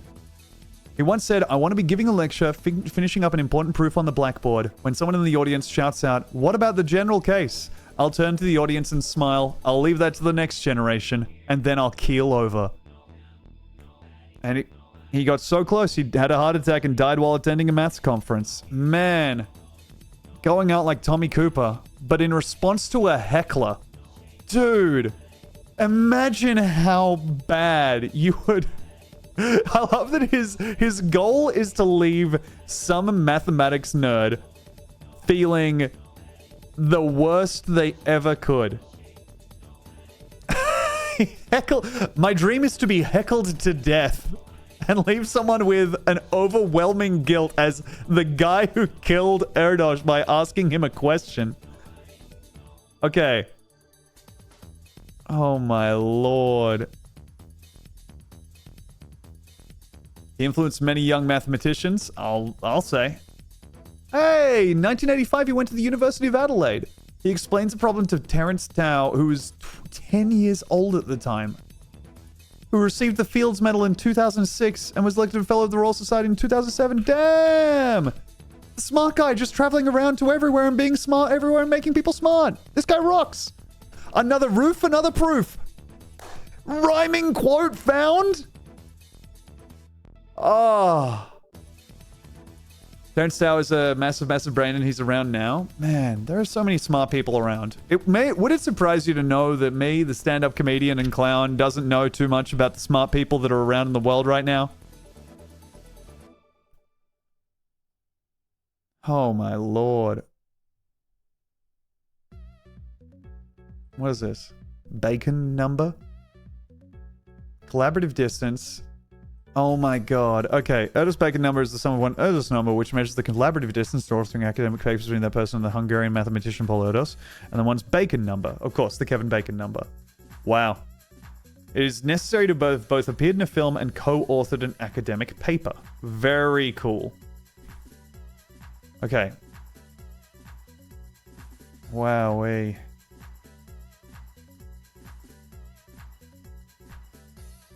Positions meant little to Erdős. I really need to know how to pronounce his name. I'm just going to not say it for now. Most of his belongings would fit in a suitcase. That rocks. Awards and other earnings were generally donated to people in need and various worthy causes. Man, he was Ryu, but for maths. Spent most of his life traveling between scientific conferences, universities, and the homes of colleagues all over the world. He earned enough in stipends from universities as guest lecturer and from various mathematical awards to fund his travel and basic needs. Money left over he used to fund cash prizes for proof of Erdős's problems. He would typically show up at a colleague's doorstep and announce, "My brain is open," staying long enough to collaborate on a few papers before moving on a few days later. In many cases, he would ask the current collaborator about whom to visit next. This guy rocks. He doubted the existence of God, whom he called the supreme fascist. He accused SF of hiding his socks and Hungarian passports and of keeping the most elegant mathematical proofs to himself. Man. He drank copious quantities of coffee. Okay. After his mother's death in 1971, he started taking antidepressants and amphetamines. Okay. He'd get up in the morning and stare at a blank piece of paper. I'd have no idea. It's just like an ordinary person. You've set mathematics back a month, he said to the friend who bet him $500 that he could not stop taking amphetamines for a month. After he won the bet, he promptly resumed his use of Ritalin and Benzedrine. Okay, very cool. Holy. Okay.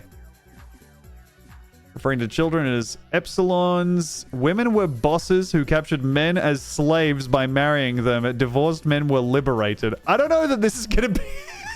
And this is under vocabulary?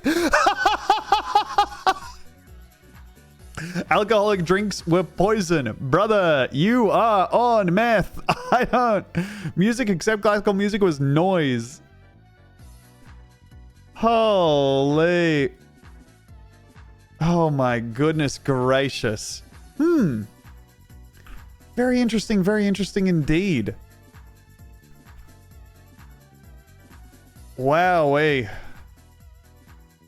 It did have that feeling creeping up in there where it was kind of like, and I wonder what this guy's views on women is going to be. I wonder how many women he collaborated with. I don't know. You know, it's hard to tell whether this is going to be incel stuff or if it's just like, no, well, this is like the banter of the time, you know? This may well just be a Polish guy's equivalent of saying the old ball and chain. Tom, please click on box making game. I really try not to promo these kind of things unless there's a, you know, a fee involved. A biased positional game where two players alternately pick elements from a family of pairwise disjoint sets. The first player, called Box Maker, tries to pick all elements of a single box. The Box Breaker tries to pick at least one element of all boxes. And then this game was solved. Okay, well... Doesn't sound too good. Huh...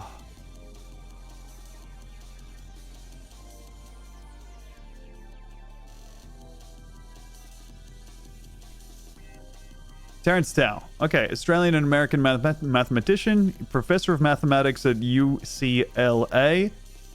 His research includes topics in harmonic analysis, partial differential equations, algebraic combinatorics. It is really crazy to me. Okay, so he's widely regarded as one of the greatest living mathematicians.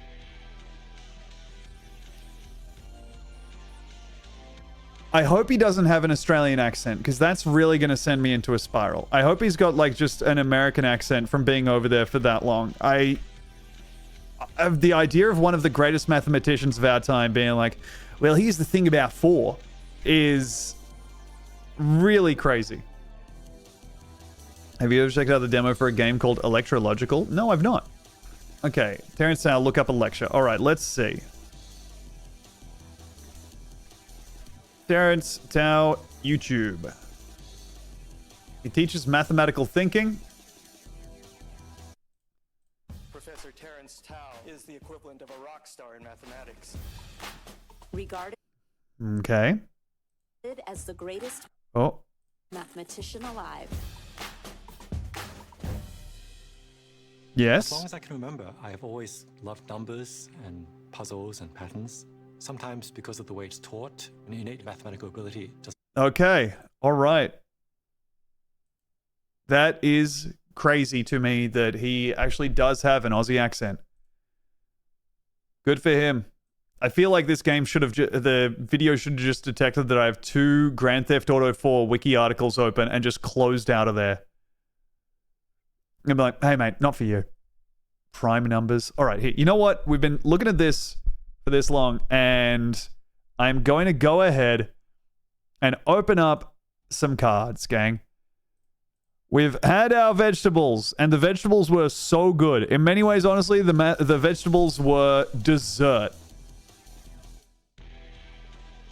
Well, let's see, Kuchelane. I believe the I'll be opening up some beautiful cards. Maybe we'll go back to numbers. I don't know. I really like looking at the numbers, guys, but I feel like we're good to go into some cards now.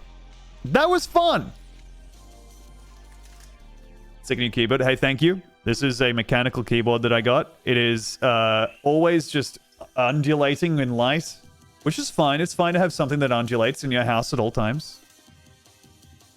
Here we go. And these cards, many of them will have multiple numbers on them. Even the basic lands have several numbers on them. Pretty cool. All right, let's see. I'm opening up some Bloomburrow collector boosters. If you haven't seen these before, these are... so I should say this. You know what? Let's go ahead and give this the whole spiel. Bloomburrow is the new Magic the Gathering set. I am saying this only because this actually, like, I drafted this set last night. I think if you are someone who would like to play Magic in paper, like draft and limited is my favorite way of playing Magic.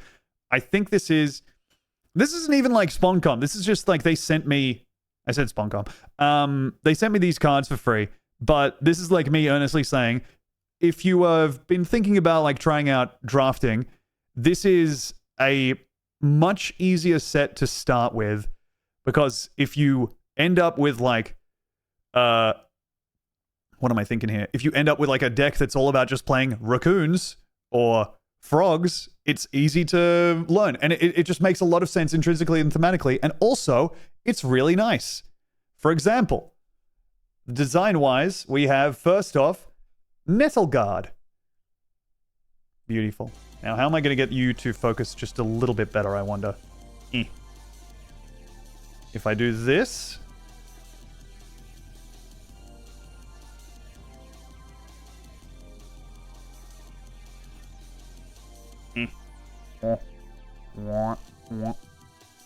Sorry for my noises.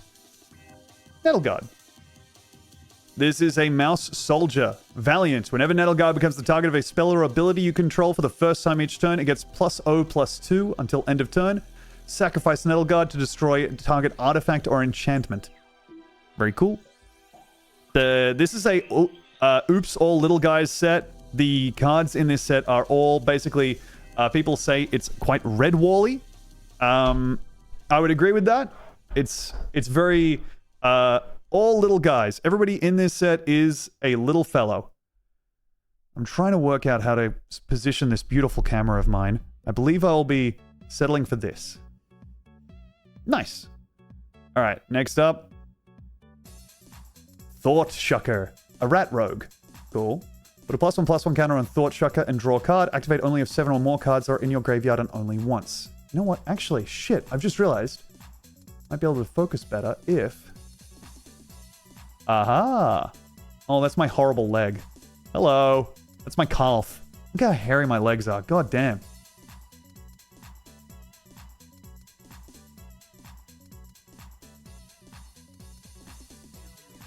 Thought Shucker.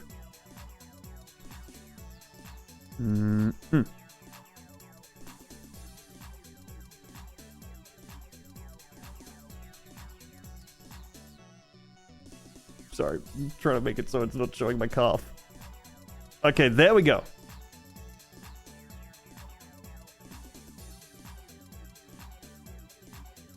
Alright, Thought Shucker, a decent playable in a rat type deck.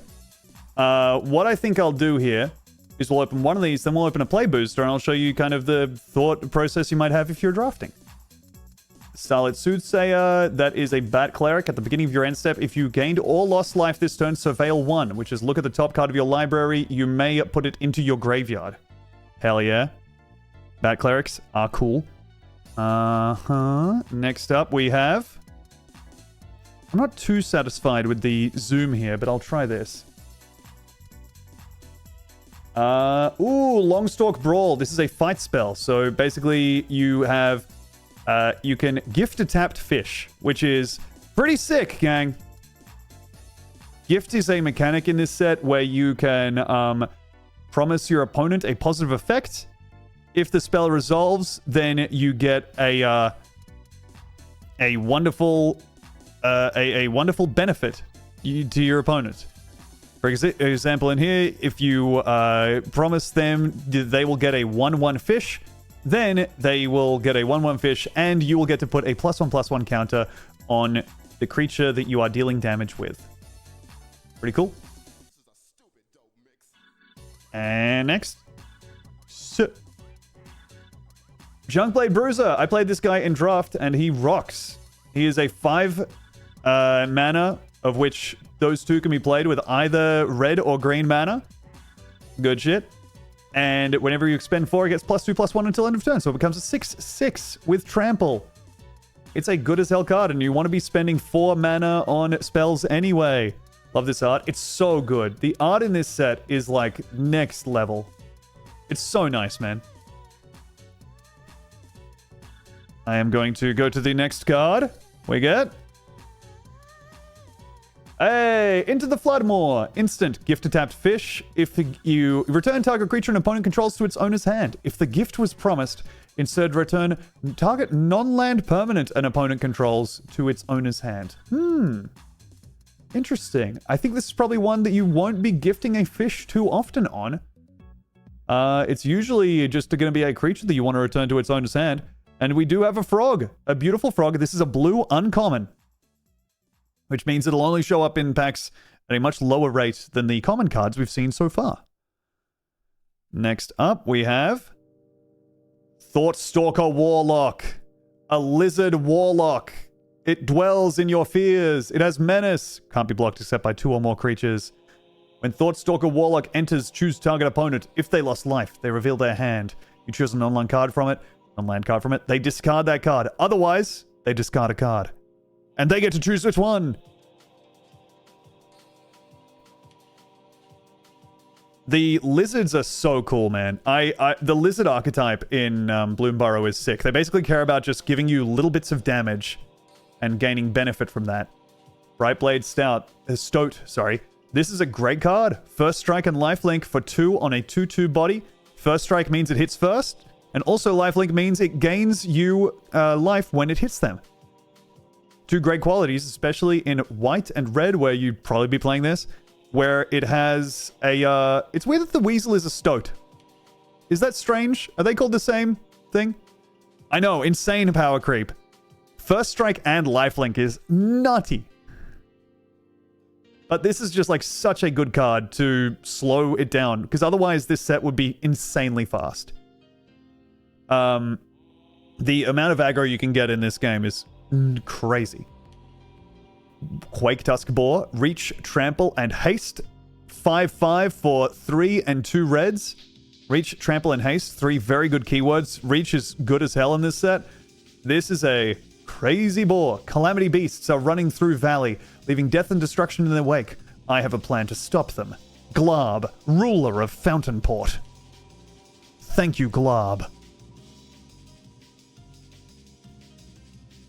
The Storm Escape number L. I'm taking a short break. Who knows if we will ever go away, truly. And I'm looking at... Okay, I just noticed that there's some text from the group chat, and I just saw that JF... Okay, one sec. I just saw it pop up on my screen that JF said, I'm looking at text saying that my wife telling me she loves me, but I have a Quake Tuskboar, which is a 5/5 with Reach, Trample, and Haste, so I just need to scroll and see if... Okay, no, I'm safe. It's JF saying, I'm looking at my wife saying she loves me, but I hear Quake Tuskboar, Reach, Trample, and Haste, 3/4 reds, 1 green. Okay, so he's not even listening right. What a fool. This is worrying, though. It's scary. It's scary. I thought I was in trouble. I thought I was staring at my phone, and I was going crazy. This is a beautiful swamp. Look at that. A basic land. Swamp. A full art, shiny swamp. Tell him read my sad memory out too. Libby, I will not be reading your sad memory out. I won't be reading the sad memory you just sent to the group chat out on my stream. Dower Portmage. Yo, we've got a frog, and he sucks. The Bureaucratic Frog Wizard. Whenever 1 or more other creatures you control leave the battlefield without dying, draw a card. 1 and a blue, and tap. Return another target creature you control to its owner's hand. Find your mooring and stop clogging the shipping lanes. Dower Portmage has had it with everybody's shit. The frogs are good.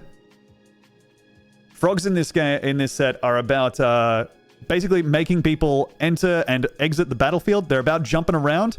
And as the guy I was playing in my pre-release last night said, he was like, the best thing about frogs is they make a splash.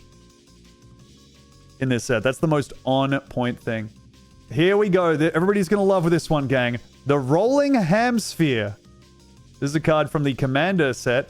Rolling Hamsphere gets +1/+1 for each hamster you control. Whenever Rolling Hamsphere attacks, create 3 1/1 red hamsters.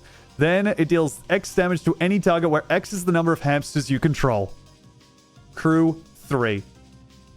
Beautiful. So it starts off and you have to crew it by tapping something. It's a vehicle, yeah. So this is just straight up, this starts as just like an empty car. You have to use some creatures you have with at least power 3. And then you can make some hamsters and it deals 3 damage at the start, probably. All right. Next. So we have Festival of Embers. During your turn, you may cast instant and sorcery spells from your graveyard by paying 1 life in addition to their other costs. If a card or token will be put into your graveyard from anywhere, exile it instead. 1 and red, sacrifice Festival of Embers. All right, that is a smart guy spell slinging enchantment. The alt frame is very beautiful, it's true. Getting towards the pointy end of this pack. Let's see. We have Season of the Bold. Hey, the red season in full art form. This is a new thing they're doing with these this set, where they have paw prints, where you choose up to 5 paw prints worth of modes. You may choose the same mode more than once. So you could choose to spend 5 paw prints on creating 5 tapped treasure tokens. Or you could do 1, 2 paw print, exile the top 2 cards of your library until the end of the next turn. You may play them. And 1, 3 paw print until the end of your next turn. Whenever you cast a spell, Season of the Bold deals 2 damage to up to 1 target creature. Very cool. The Brave Mouse is absolutely fucking up the big dog. Trying to test my new keyboard with that and coming away with results inconclusive. Next up, final rare of the set, we have Beza, the Bounding Spring. Legendary creature, Elemental Elk. Whenever it attacks, create a treasure token. If an opponent controls more lands than you, you gain 4 life if an opponent has more life than you. Create 2 blue fish counters if fish tokens if an opponent controls more creatures. Draw a card if an opponent has more cards in hand than you. Everybody, slow down. Let me catch up while I swing with my big elk. Damn, oh, damn. What a beautiful card. That is so nice. Seems like it could be nasty. Yeah, we got a comeback mechanic in the game. Beza is coming into your pod and just going, hey, hey, hey, wait up, everybody. And then we have a token, which is an offspring of Bushy Bodyguard. A token creature, a 1/1 version of that card that you can make. Good night, Elphabees. And this is Ral Crackling Wit's emblem, which you can get by ultimating a Planeswalker in this set. Ral is a Planeswalker who comes to the set, and because of the strange powers of Bloomburrow, anyone who comes there from outside is transformed into an adorable creature. All that for 4 mana. Ugh, I know, dude. Well, hey, yeah, they're dealing with a lot of stuff. That's I think, is that a Director-to-Commander card? No, it's not. All right. Here we go. I'm going to open up a play booster here, because I have 4 of them. This one is going to be that's 1 more than I need to draft. So this one I'll just open up and show, like, oh, this is what you do if you were drafting. So here we go. This is a play booster. There's 2 types of boosters. There's play and collector. Here is a play booster where you would open it up. Oh my god, the rabbit token. Dude. The little guy. That's right, Papaya. Oh, an adorable little fellow. I've just noticed the chat isn't live. I'm sorry. Ah! What the fuck? There we go. All right. That is so nice. Okay. Let's see. We have Might of the Meek. Target creature you control gains trample until end of turn. It also gets +1/+0 until end of turn. If you control a mouse, draw a card. Good spell, especially if you're in red-white, which is all about targeting little guys with your own spells, and they get bigger from that. They have cool effects that happen when you do that. Might of the Meek. Fear is unavoidable. You can run from it with your tail between your legs or charge it head-on with sword in hand. I prefer the latter. Row, veteran hero. Damn. This whole place needs a veterinarian hero by the look of it. A full art forest. Gorgeous. With a beautiful little rabbit down the front. Starfall Invocation. Gift a card. Destroy all creatures. If the gift was promised, by which I mean if you let your opponent draw a card, return a creature card, put into your graveyard this way to the battlefield under your control. That is good as hell. Damn. Gifting a card, not too good, but I mean, that's just gonna win you some games. That's a first pick for me, unless there's something absolutely bonkers in this. Starforged Sword. This is a sword that makes you lose flying because it's so fucking heavy. What's up, Rockwell? Thanks for the raid. This is a sword that you can give your opponent a fish. And if you do, you get to attach it to a creature you control. Star Charter. At the beginning of your end step, if you've gained or lost life this turn, look at the top 4 cards of your library. You may reveal a creature card with power 3 or less from among them and put it into your hand. Put the rest on the bottom of your library in a random order. I believe I will be taking... still, the board wipe. That's the best card so far. Heartfire Hero. This is a good card, but I think the board wipe still beats it. But for a 1-drop that grows every time you target it, and also when it dies, it deals damage equal to its power to each opponent. That is good as hell. Hazard Root Herbalist. Whenever you attack, target creature you control gets +1/+0 until end of turn. If that creature is a token, it also gains Death Touch. That's really good. The Bravekin Duo. Some wonderful text on this one, gang. Did you bring everything you need for the journey? The rabbit asked. Of course I did. I brought you, my dear Pinecone, the mouse replied. Target creature gets +1/+1 until end of turn. Activate only as a sorcery. Now, the interesting thing about this is how this has interplay with this, which has Valiant. Whenever it becomes the target of a spell or ability you control for the first time each turn, put a +1/+1 counter on it. So it gets permanently bigger if you target it with the once until end of turn ability of the Bravekin Duo. Whoa! Would love to have a skeleton kill those guys. All right, found the black-blue player. Seedpod Squire. Okay, just a common bird. Scout. Target creature you control without flying gets +1/+1 until end of turn. Sazcap's Brew, which is discard a card. Target player draws 2 cards. If the gift was promised, gifting a fish. Target player creature you control gets +2/+0 until end of turn. Okie doke. Veteran Guardmouse, another target this creature ability. Gets +1/+0 and gains first strike until end of turn and scry 1. That is crazy for a common, but it is a 3/4 for 4. So it's not too crazy, but that is really good. I know, Dunk Beetle. I'm so excited for Duskmourn. Crumb and Get It. Target creature gets +2/+2 until end of turn. If the gift is promised, which is a food, gets indestructible until end of turn. That's good card. Mind Spiral. Another gift card. Daggerfang Duo, a rat squirrel. Should we act now or later, the rat asked. Both, whispered the squirrel. These are the, each color has, I think, 2 duos that are printed. We saw the other one. These guys are funny little guys who kind of give you stuff relevant to the, mechanics of those colors. I think definitely the first pick here, if we're playing draft, which would be you open up these cards and have to pick one and then pass the rest of the pack over to your left, I think it has to be still Starfall Invocation. That's just too good a card as a comeback, and the boards are going to be clogged with creatures in this set for sure. This is just a you win if you get it off in the right situation. The mice are tempting, but I think that this is the way to go. That would be my thinking, and it's honestly, I'm thrilled to have such an easy first pick in opening this up on stream. Hell yeah, Trial About Agent. Yeah, Peregrine. The Boros shit in this set is crazy. Okay. Dunk Beetle, look, again, drafting in this set is... I mean, I really like drafting in paper.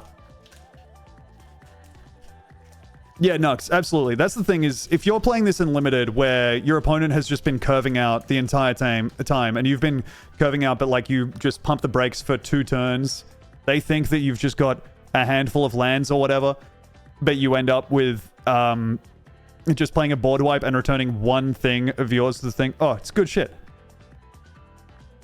All right, here we go. First common, we have Tempest Angler. Whenever you cast a non-creature spell, put a +1/+1 counter on Tempest Angler. This is an auto wizard. Casting lines or casting spells ain't no one better than me. Tempest Angler, you are really cool. That is my honest opinion. Thank you so much, everybody, for listening to it. Let me see, by the way, if this is... Duh.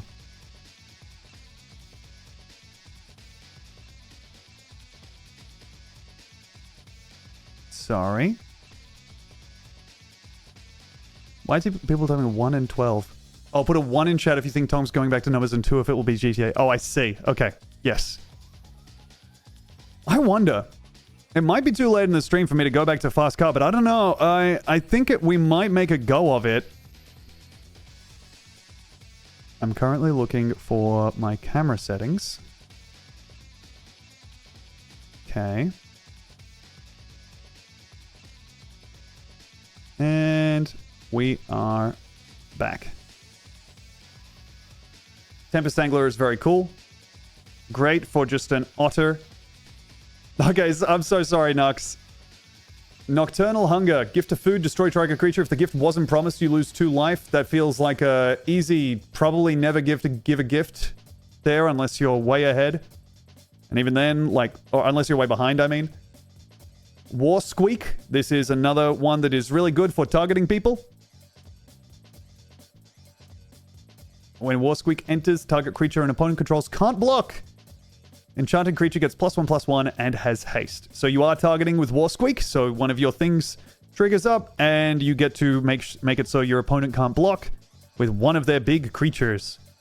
We have Rust Shield Rampager, another one of the beautiful raccoons that took me to a 2-1 in draft last night. And we have Bumbleflower's Sharepot. This is a good fucking card in Limited, dude. It's a big pot of food. When it enters, you make a food, and then for 5 whatever color mana and sacrifice it, destroy target non-land permanent at slow speed. Night Trojan Zebra, have a good one. Mind Whisker. At the beginning of your upkeep, surveil 1. As long as 7 or more cards are in your graveyard, creatures your opponents control get -1 and -0. Pretty cool. A Rat Wizard, I love that. What'd you lose to last night? I got very in my head on against a red-white Boros deck. I should have played it better. I was just scared of it. Builder's Talent. Create a wall when it enters, and then it has, you can level it up for 1 mana, and then 1 white mana, and then 5 mana, 1 white. One of them white. When this class becomes level 3, return target non-creature, non-land permanent card from your graveyard to the battlefield. Okay, so you can get an enchantment or an artifact back. Or a battle, I guess. Or a planeswalker. Oh, cool. Wondertail Mentor. Whenever you expend 4, put a +1/+1 counter on Wondertail Mentor. Add red or white or green. Sorry. Very cool. And the quote is, "You've all grown so much since I passed through this burrow last. Let's see where to begin this story. Oh, you are so nice, the Raccoon Bard. Holding court in front of all the children." Hey, Overprotect. One of my favorite flavor texts in the set. Overprotect basically pumps up one of your guys and makes it impossible to kill. Blaw's defenses are impervious. Quote from Blaw the Impervious. And yes, it is, I believe, a frog wearing a Total's shell. Next up, a beautiful full art plains. Foil as well. The full arts in this set are so nice. Mist Breath Elder. At the beginning of your upkeep, return another creature you control to its owner's hand. If you do, put a +1/+1 counter on Mist Breath Elder. Otherwise, you may return Mist Breath Elder to its owner's hand. Okay, so that's a great way to trigger the various things that your frogs do, which is they care about when frogs leave the battlefield without dying, or creatures leave the battlefield without dying. And next up we have Insatiable Frugivore. Create a food token, then you may exile 3 cards from your graveyard. If you do, repeat this process. 3 and a black, sacrifice X foods. Creatures you control get +X/+0 and gain a menace until end of turn. Hell yes. It's so cool that he is scary despite just being a guy who is like guy who can't stop eating fruit.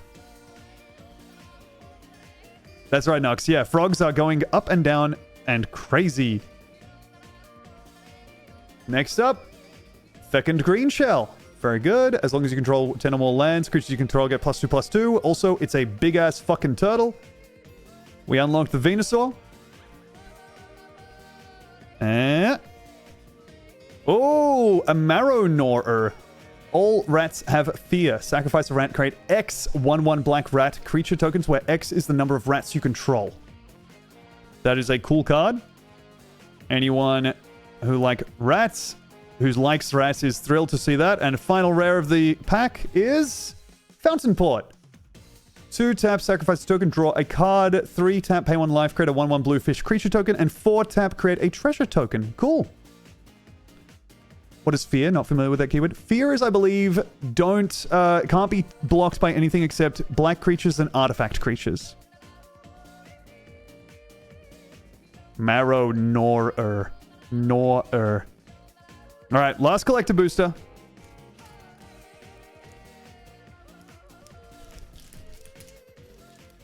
Yeah.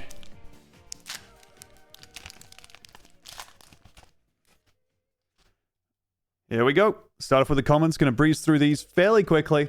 Psychic Whorl. You see there a rat doing something nasty to a brain. Man, that is crazy art. That is so nice. Damn.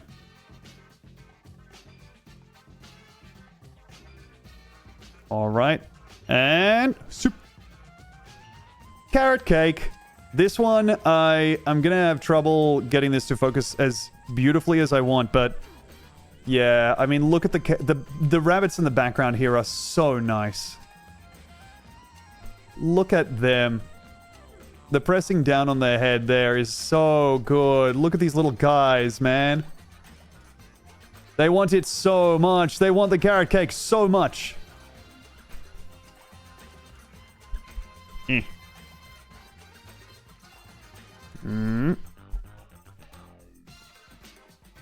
Next up, we have Alania's Pathmaker.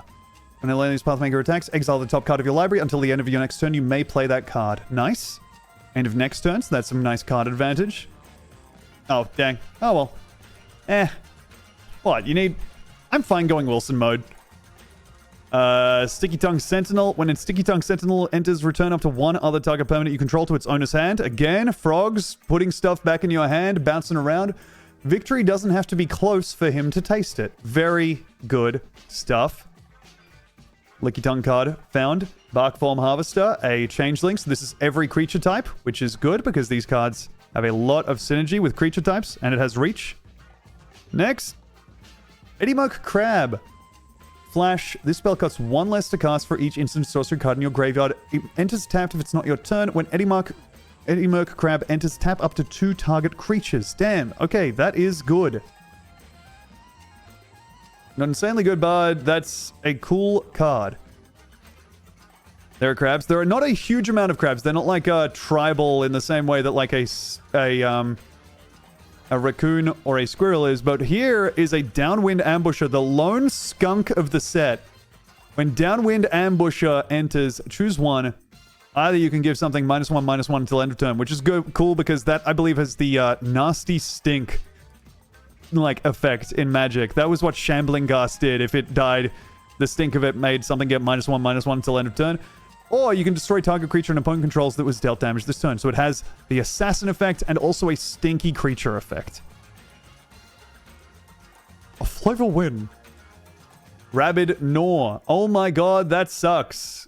Target creature gets +1/+0 until end of turn. Then it deals damage equal to its power to target creature you don't control. Damn.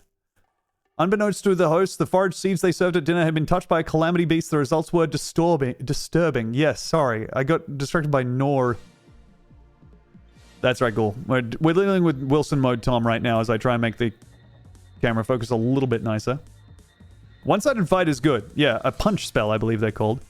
Hivespine Wolverine. Nice. Little modal 5 mana bullshit for if you're heavy in green. Good shit. Fight target creature token. So only picks on things that are smaller than it. Pretty cool. We have a mountain. beautiful full art. And it's winter, which is, I believe, the rarest of these full art lands. These are printed seasonally, so there's like autumn, spring, summer, and of course, winter. They should have made the winter ones snow ones. All right. Maha, it's Feathers Knight. This is a big-ass beater of a card. Flying, trample, ward, discard a card. Creatures your opponents control have base toughness 1. Ooh, that's a hell of a card. Great name also. But the main thing that this is going to do is make your opponent really regret playing anything at all because it's now tiny. Communal Brewing. Oh, they're all hanging out. The gang is all together. When it enters any number of target opponents, each draw a card. Put an ingredient counter on Communal Brewing. Then put an ingredient counter on it for each card drawn this way. Whenever you cast a creature spell, that creature enters with X additional +1/+1 counters on it, where X is the number of ingredient counters on Communal Brewing. It's a group hug card. Everybody draws. Everybody eats. And then I can have whatever I play enter with maximum 3/3 on it. That is sick. Next up, another Fountain Port. Full art land. A gorgeous thing. We cracked one of those before. I'll just put that gently down here. We have another Beza. Damn, they're really playing all the hits on this pack. Okay, we got a second Beza, the Bounding Spring, and final card of the pack. First off, we have the Rust Shield Rampager, the 1/1 token. Offspring is a mechanic in this set where some cards have it, where if you pay the Offspring cost, you also get to create a 1/1 that is a copy of it, except its parent toughness is 1/1. Very cool. And on the other side, we have a delicious food token. All right, let's see. Final card is... Ooh, Narset, Parter of Veils. Each opponent can't draw more than one card each turn. Look at the top 4 cards of your library. You may reveal a non-creature, non-land card from among them and put it into your hand. Put the rest on the bottom of your library in a random order. This bird says no fun for anyone. Found me ribbon. Oh, thank you very much for a Reuben, baby. You're welcome. I don't know where to put it, otherwise I would have just... I appreciate that. I love you. Love you too. I just need to get something from in there. Go crazy. Thank you.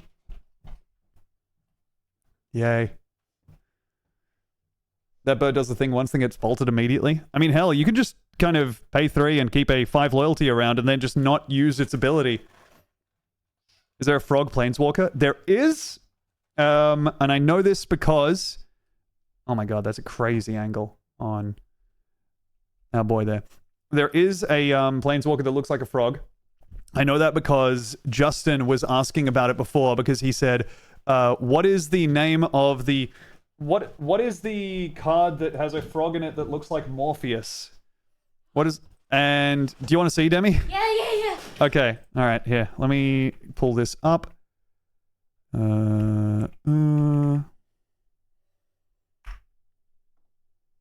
So, cards as images. So this is the character. She travels to a plane where when you get there, everyone who gets there turns into a little beastie.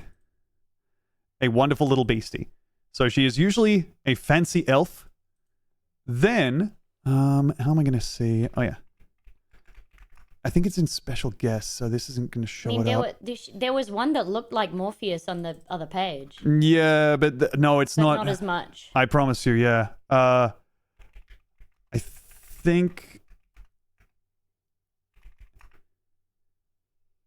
Dang it. What's the dang name for it? Yeah, we saw Chormbly. Yes, I was shown Runaway together. Tom cashed in his 1 card a day. I did. Nisu Shakes the World. Thank you.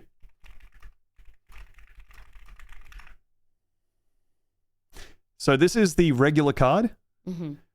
Then,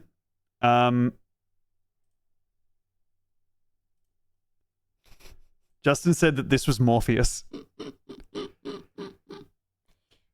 Yeah. She looks good. The collar, Yep. The pride. Yeah. The general smile. The gentle general smile, like the And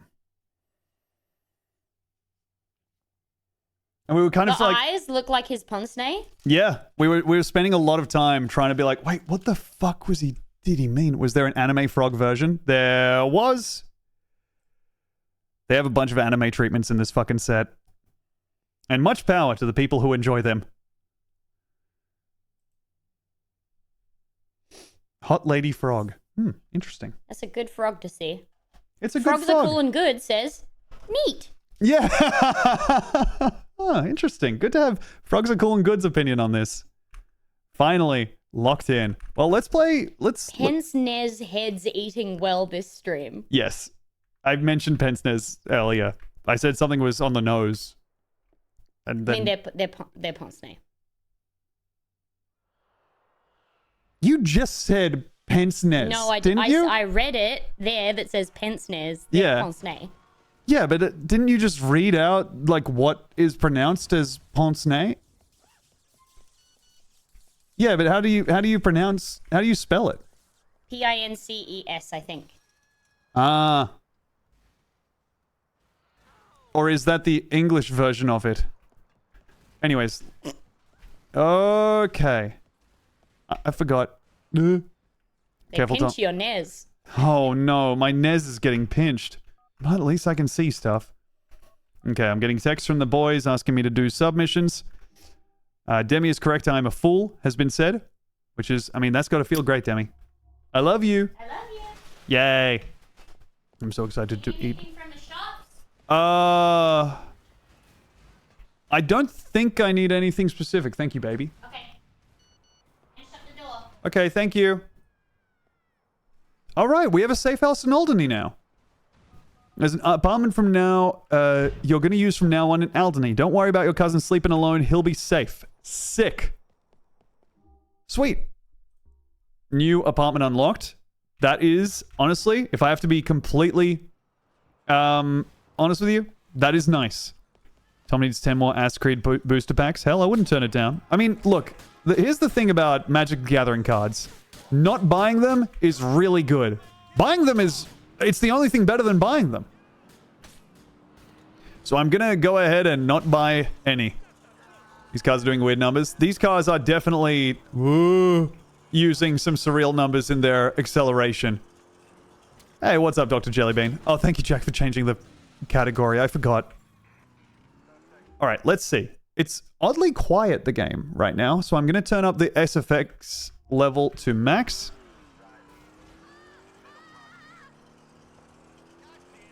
Okay, now I'm going to go ahead and make our way over to Francis. Although, the Derek mission is over there. I think I want to take the Francis mission up. I believe the Derek mission that we have available to us is really hard. Uh-oh.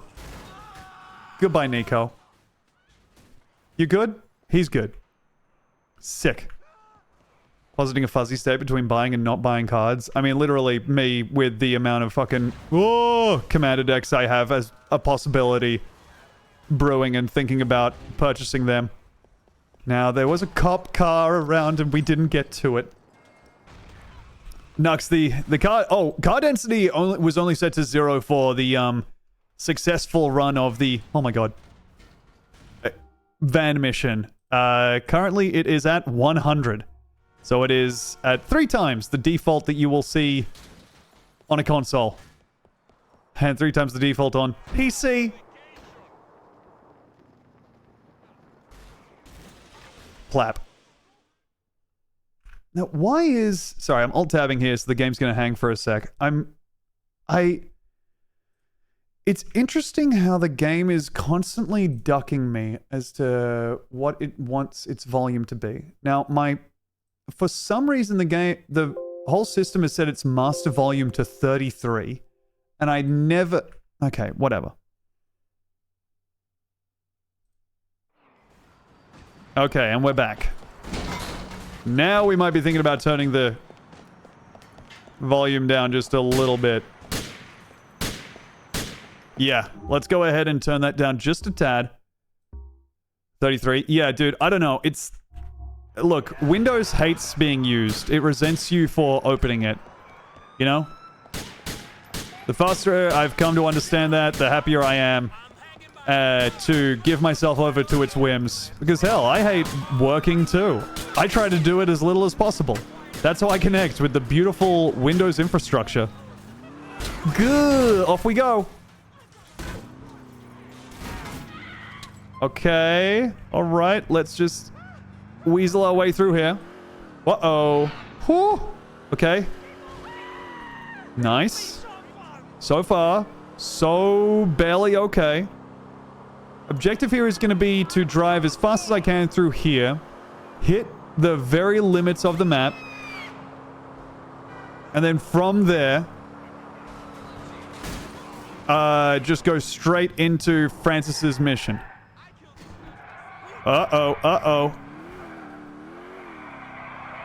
Taxi there. Watch out for that. As soon as it starts, it's going to careen over, occupy a fair amount of land space. Oh, man, I wanted more numbers. The numbers was fun. I just feel like I don't want to... I'm definitely going to go on another... Oh... numbers time, but that was just fun doing it then. Oh my god. All right, well, yeah, I did run a red light, so I deserve that. Do letters next. That might be fun. Looking at different languages letters.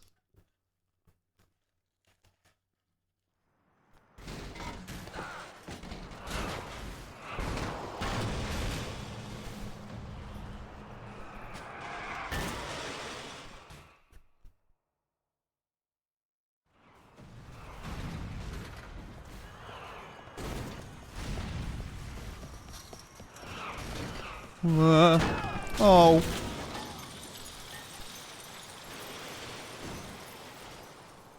Okay. All right. Let's see. Straight left here. Okay. We're all right. We're all right. Cop car needed.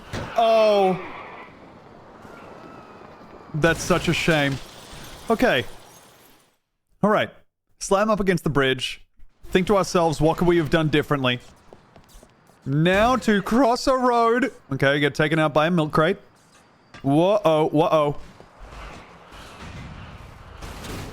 Oh, the turn! Yeah, dang it. We had it. If they just kept coming straight, we were going to be okay. We'd get through crossing, but the skid there took us out. All right, run.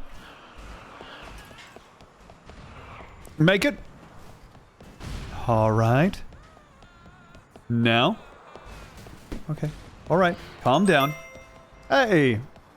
Thank you very much. NKMMA8 for the Prime sub. Oh, shit, Malik. Oh, my God. I would absolutely do a Shapes stream.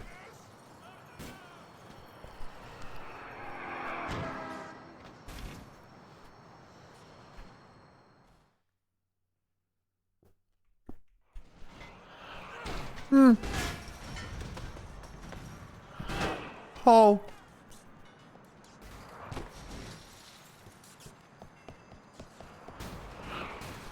Okay. Onslaught of taxis. Dodged. Just kind of try and get some attention. Pull out my gun. Start looking around. Trying to go viral. Hello, hello. I'd love to talk to you all about my wonderful interest in being pursued by the cops. The taxis on this island are so scary, man. Oh, man, I needed that. Okay, that's fine. That's fine. There's another one on its way. Let's just take out these guys, grab their car. Just using the pistol rather than the lovely car. No, please don't die with your foot on the accelerator. Okay, that's fine. We'll take this one still. Okay, get in, Nico. Please stop reloading. There you go. Hey, thank you, Joe, for also the gift sub to looking for number 7. Welcome. I misread that as looking for number 47. And, I was thinking to myself, man, I would actually... I've watched a little bit of Northern Lion playing the Hitman roguelike mode. And I know you kind of Like, it's for people who finish the game, who understand what the areas are, really. But I do think that would be fun for me to stream. Man, that looks so fun. Like, the dead cop just let himself out. Yeah, he saw that we were moving past the cemetery. Oh, come on now. Come on. And, no, can we just... That is not going to be working, huh? Would you guys mind bumping me? Would you kind fellas mind... Thank you so much. That's actually... Oh, just a little bit more, but... Okay, let's get out of here. Alright, and... Hello, officer. Okay. Alright, hey, we take that. Ooh, wearing a wig for... While playing Hitman. But wig is in bald cap. Very cool. Hitman is basically a time loop game. You play the same map until you know it back to front. Very interesting. I've been collided with in a really incredible manner. Okay. Who could be the one to prove that streamers can stealth? I think if there's one thing about me, it's that I am definitely the person to prove that it's possible to exercise impulse control.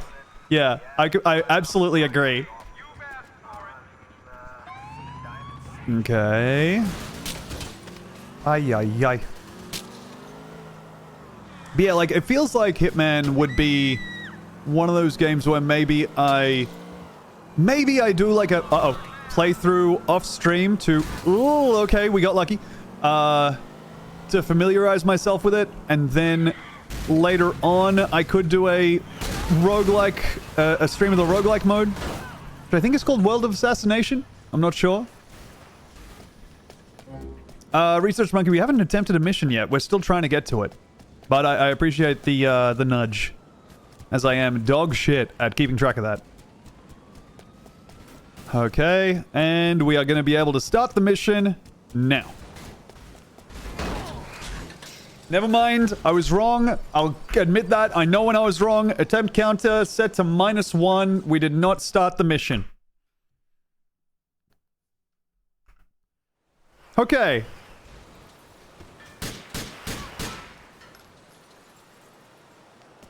Damn.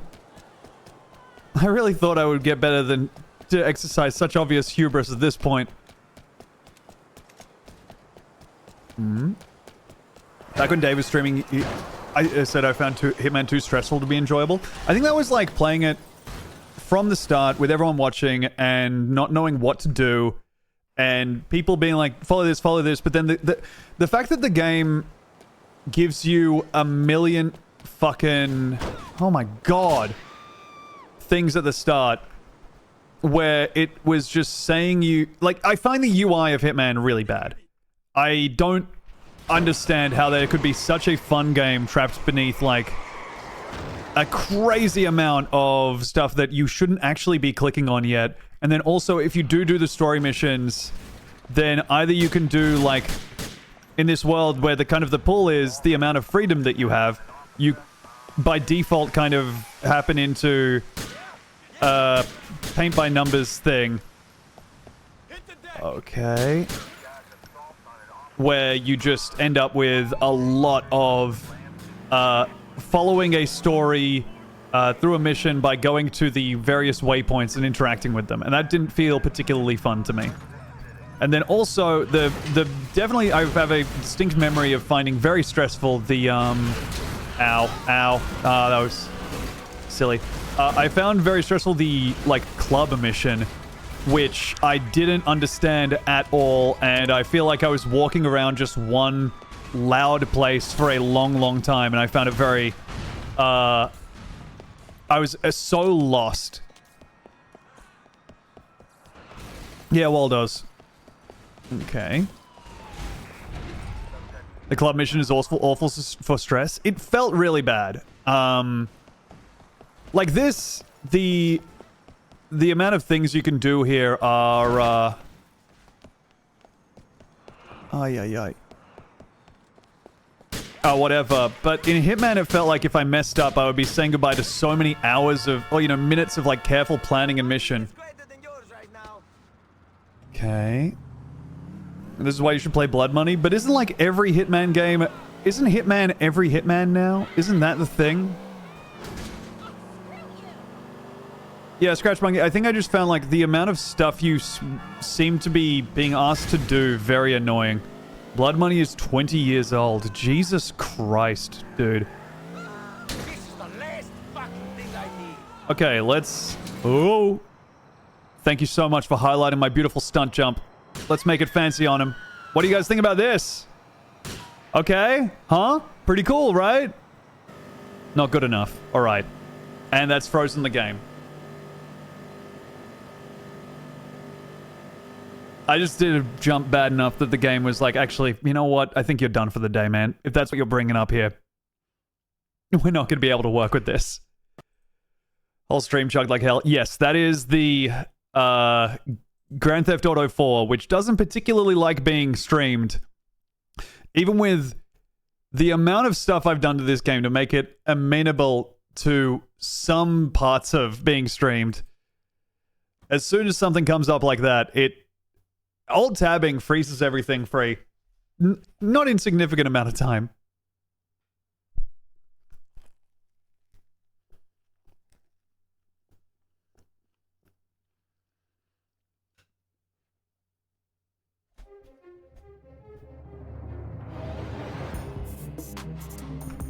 Here we go.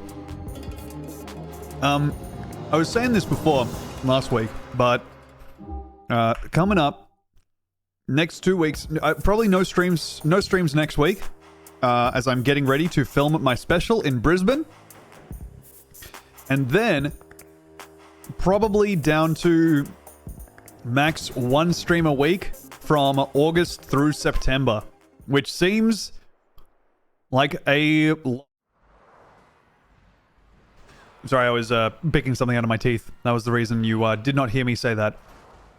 But I'm going to be I'm getting some wonderful texts. And I'm unlocking a safe house. Weekly GTA edits, though, that's true.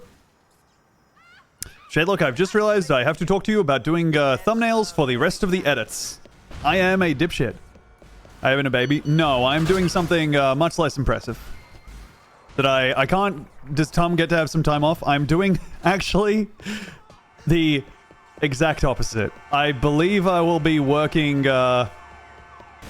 6 days a week, 14 to 16-hour days, or so. So I will not be taking time off.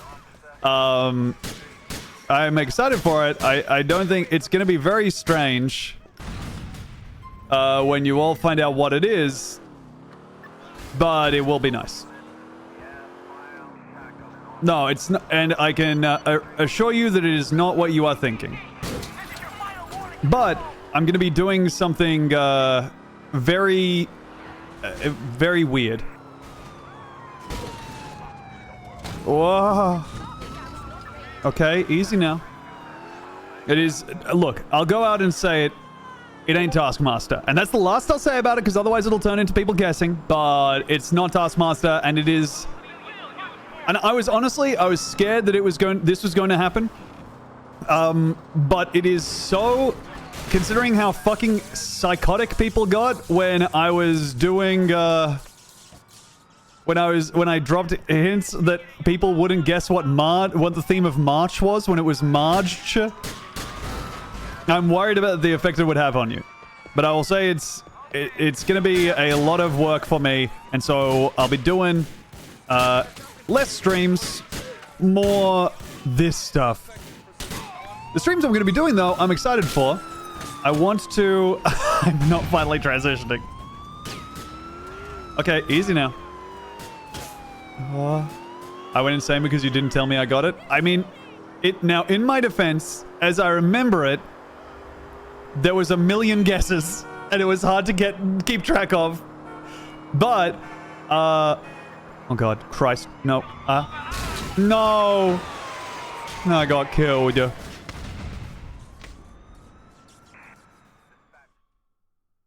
Dude, Calvin Ping, I would love to get on human growth hormone. Oh, I would love to turn up to the stream just in a completely different aspect ratio, man.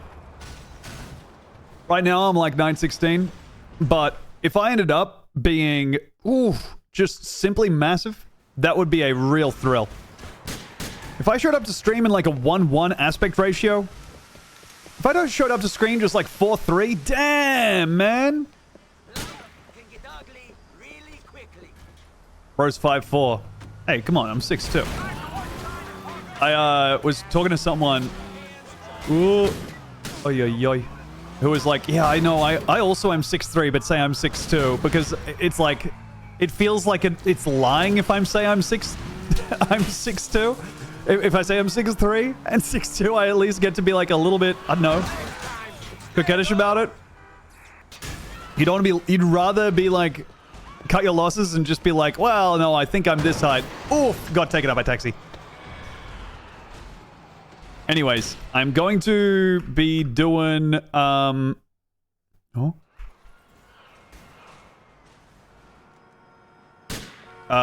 weekly GTA edits, and also I've got some fun ideas for some streams planned. I believe that I will be trying to do some more collaborations with friends. I want a Fiverr Frenzy. I think that will be a lovely time. Do you have to keep taking HGH once you start it? Can you just sustain the muscle? I don't know. I think if you're asking that kind of question to a guy shaped like me, we're both fucked. Let me tell you that much. Like, we are both in big time trouble if you're asking a guy with arms that go, like, just straight the whole way.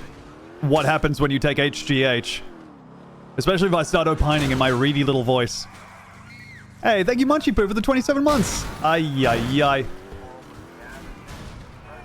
Welcome back. Okay, let's get that guy out of the car. Get me out of the car also. Seems like a good a time as any. Excuse me. Let me just get into this bad boy. Ay. Oh.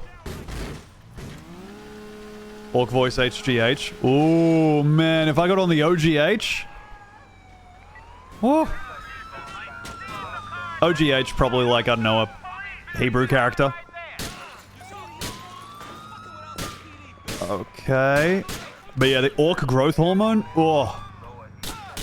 That'd be so good. Orangutan growth hormone? Man, it would be so cool if I turned up to stream with those long-ass fucking arms. Big wide face. Oh. God damn it. Okay, am I dead? No. I'm about to be on fire, I think, maybe. No, I get away from the flaming corpse of this guy. Run over here. Pick up some money because I'm an idiot. I love money so much. Watch out. Oh, hello, officer. Let me get into this. Open. Bro, I would look so good with the wide face and neck flaps of an orangutan. I would look so good flanged up for summer. Yikes, yikes, yikes.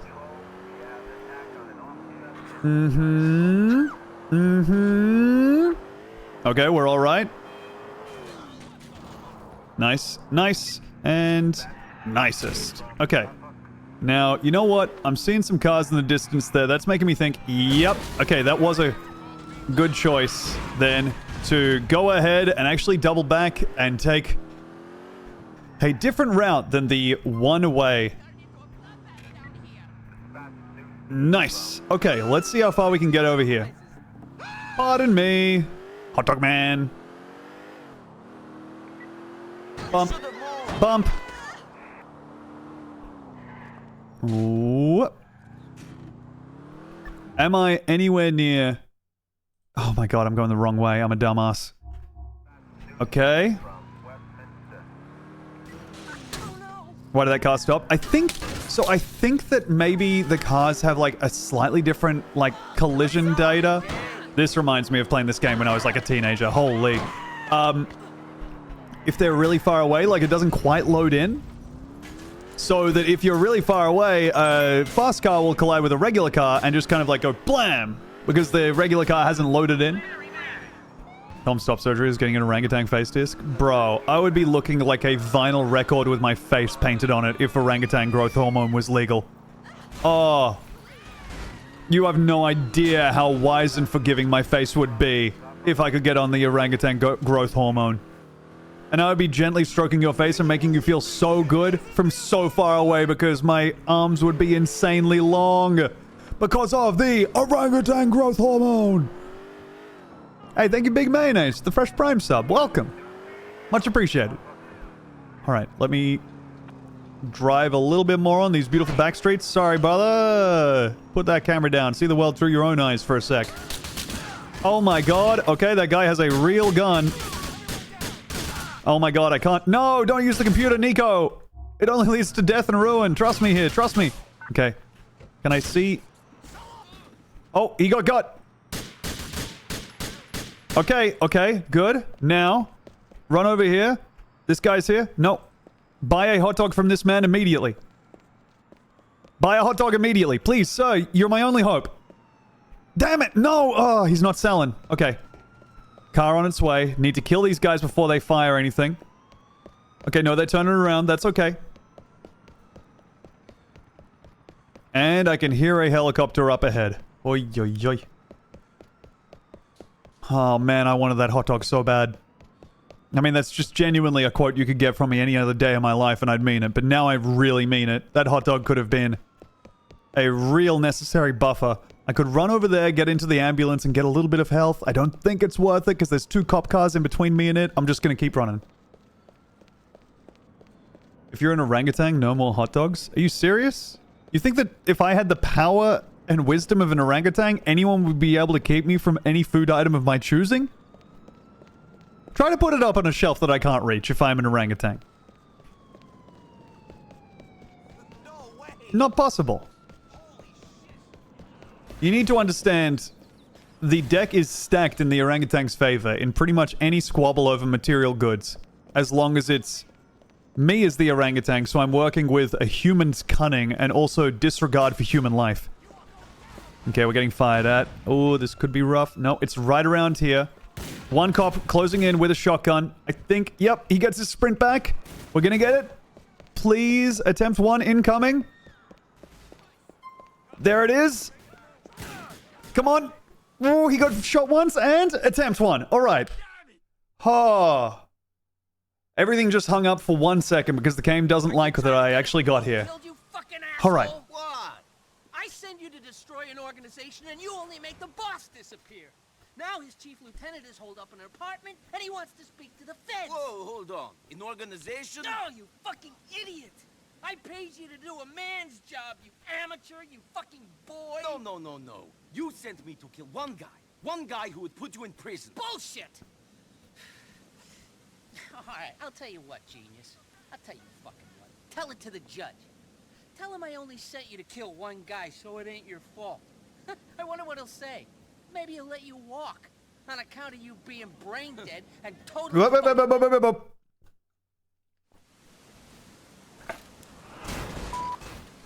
Okay.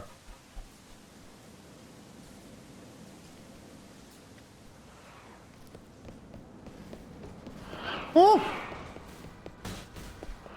Oh! Oh! Sorry, I got a bagel in my mouth. No!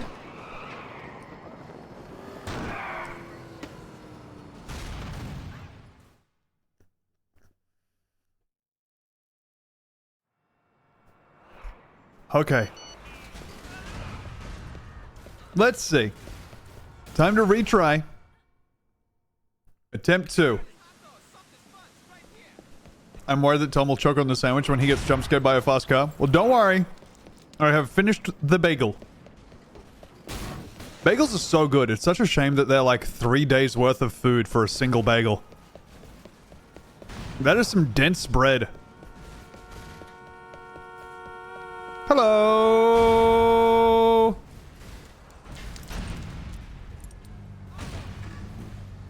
Disrupt them all. I just mean, like, you know, bagel is a lot of bagel. A bagel is a lot of bagel for sure. If you have a bagel rather than a sandwich, aren't you eating like... Is it like calorically the equivalent of eating like 4 slices of bread? You want some fun bagel facts? I mean, like, no. But I don't think that's going to impact your ability to share them. If there's one thing I've learned about Twitch, it's that A, someone who asks if you want a fun fact is about to tell you something. No possible thing you can do is going to change that. Also, their interpretation of fun fact is just thing they know. Man. Turns out a lot of you are walking around with fun facts that are just facts. Hate to say it. Or sometimes just opinions. He offers you bagel knowledge and you refuse. I'm just saying there's... I'm sharing my experience of being on stream and hearing the words fun fact said and then walking away feeling no more informed or fun having. Fun fact, Tom is a duty head. Fun fact, bagel is tasty. All right. Mid facts Monday. For real. Oh, please. Okay, we get out of the car and we run around the corner successfully.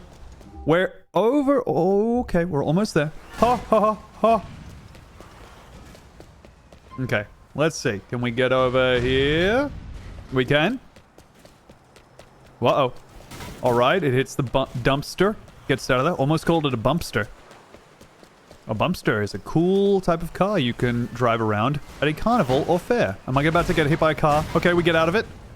Okay, we live. We're the best at this. The bumpster! The bumpster got roadblocked and the bumpster clears it. Nice. Calling something you know as a fun fact is a fun way to pressure the listener. Bro, for real. Like, because you can't just say, like, that sucked. Mid-fact is absolutely true. Also, it's like, man, if you know a fun fact, I probably, like, know it because I've been in an office before and I've had people try and make conversation with me before. You know? Oh my god. Holy shit. Verticality? Verticality unlocked in GTA 4 of all places?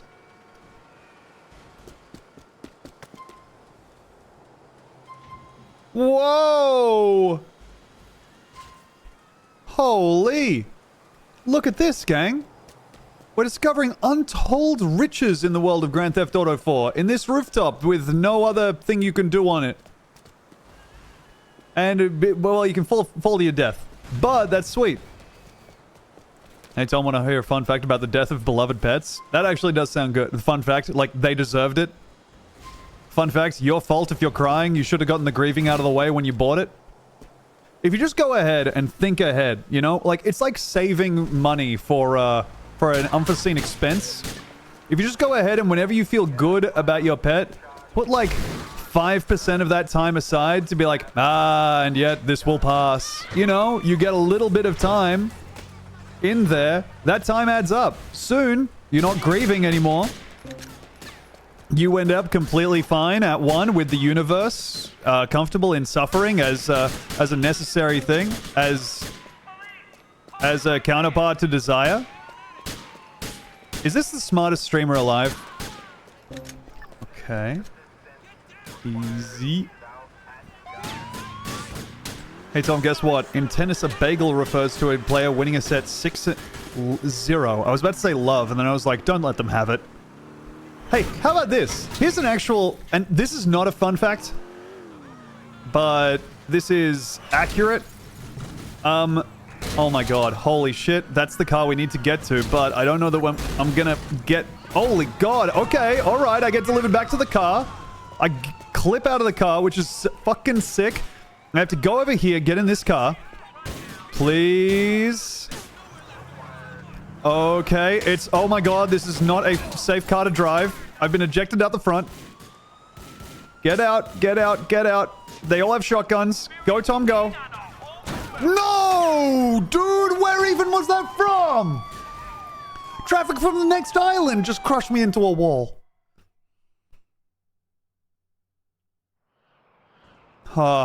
Yeah, no, I did just need the rifle from the back, but it looks like I picked that up just from getting into the car. Attempt 3. So we're not going to unlock that one. Okay.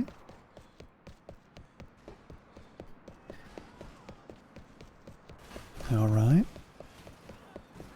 Anyway, the thing I was going to say about tennis. It's crazy that the reason 0 is called love in tennis isn't the more existential reason of like, oh yeah, well, that's because nothing is love. Love is nothing. Love is everything. How can you ever possibly define it? It's because it's It's because of the French word for... It's because of the French word œuf, which would be said as l'œuf. You know, 15 l'œuf or whatever, which is egg. So they're literally saying like, oh, you're egg 15. I believe. That's my understanding of it. But that's so good. That the whole game is getting such a huge dignity boost. Why does it score egg in the first place? Because 0 looks like an egg. Fun fact, thank you. Alright, okay. Maybe the fun fact hater has become the fun fact giver. I feel like someone who actually... Oh my god. Someone who actually doubts the existence of fun facts is someone who is kind of... able to communicate them, because he's someone who believes that no fact is fun, they are only facts. Not to diminish the importance of the fun of the facts, but just to say that all facts are pretty fun to know if you're in the right headspace to accept them. Okay. Easy now.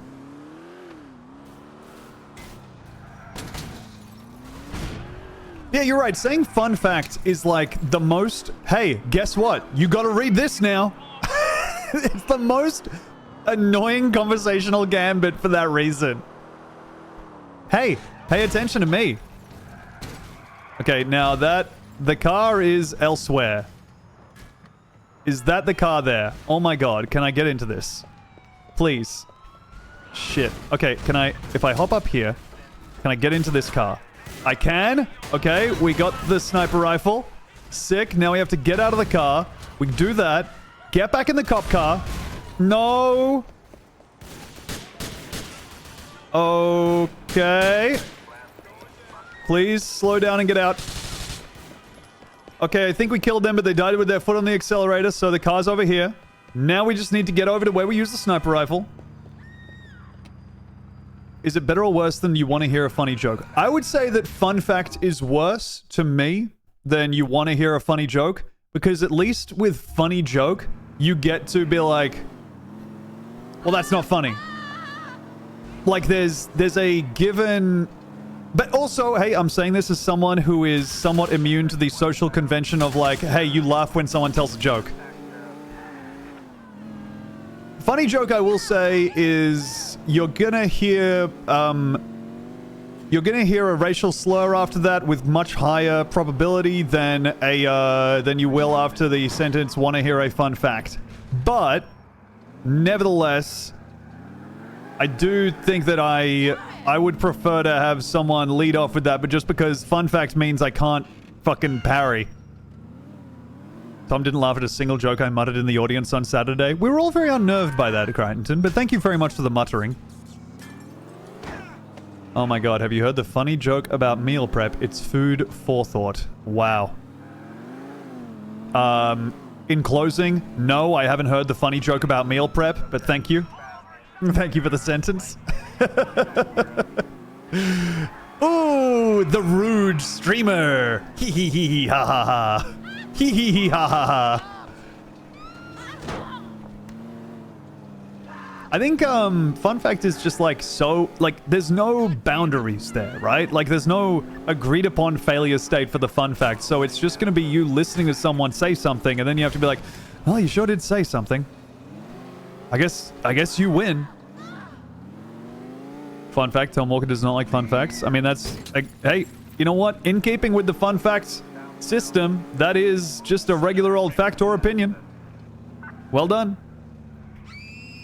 Fun fact, all women should be left alone. What about drowning women? Okay, and now you're the misogynist. Way to go.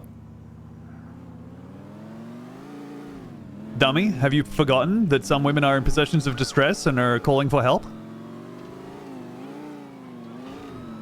It rocks to see a message be held for the reason of misogyny by the auto mod, and the message is from Twitch user Ketchup Ramen, and the message is all wives should, and that's highlighted, and then the rest of the message is be respected.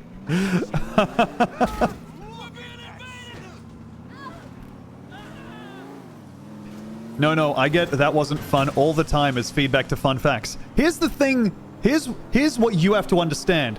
The reason I am talking about fun facts is because you say that and you are still getting the feedback because you are still giving fun facts out. You know? Like, yeah, you do. It doesn't change anything. We're still going to hear the next time you say, actually, fun fact. Actually, here's something I learned playing Hearts of Iron or whatever. Actually, fun fact, most depressing thing you've ever heard. Oh, Jesus Christ, dude. All right, here, let's see. I have a sniper rifle. I need to get to the roof. There's the mission marker. Okay, we got a clear runoff, and we get to call. Calling Francis. I found the place. Nice. The mope's holed up in his apartment. All right. Fourth floor on the east side of the street. Go up onto the roof of the building opposite to get a shot at him. Okay. He isn't standing by the window. Ay, ay, ay. Damn imagination to get him to the window. All right. Call me when it's done. We're good. Holy. Okay. Got to get to the rooftop. Any second now. No! Well, that's my bad. I should have seen that that was coming and I should have acted differently. Fun fact, you'll be hit by a car. Odesk, that sucks that you were right. I should have really optimized my playstyle so that I couldn't have that happen to me. All right. Oh, attempt 4.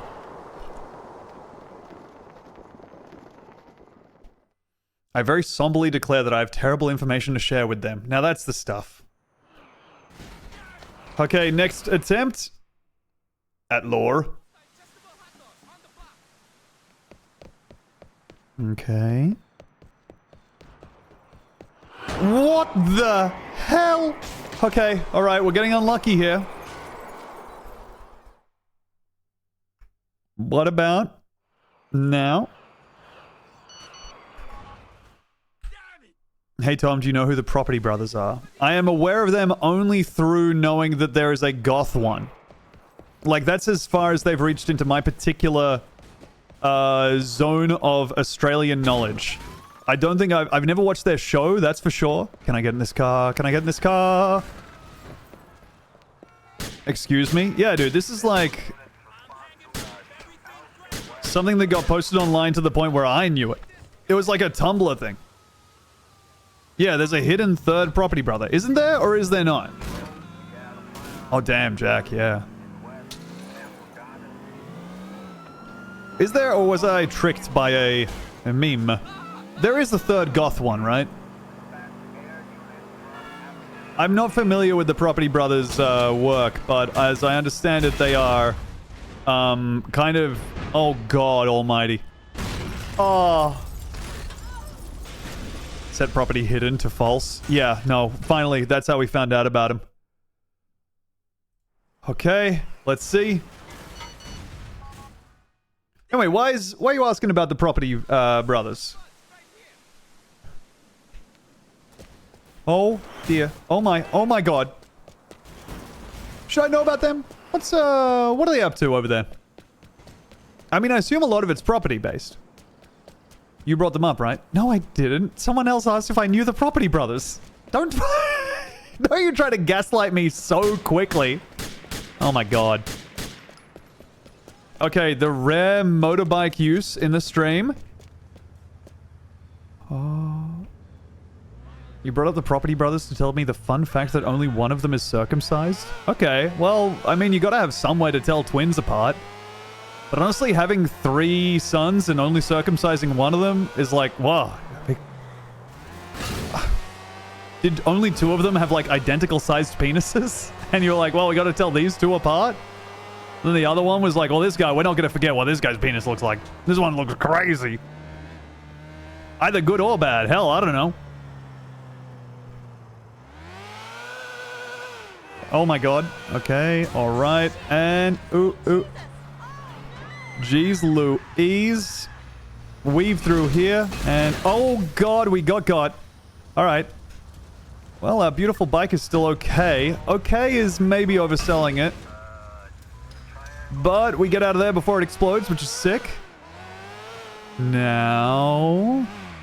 to... make our way over here.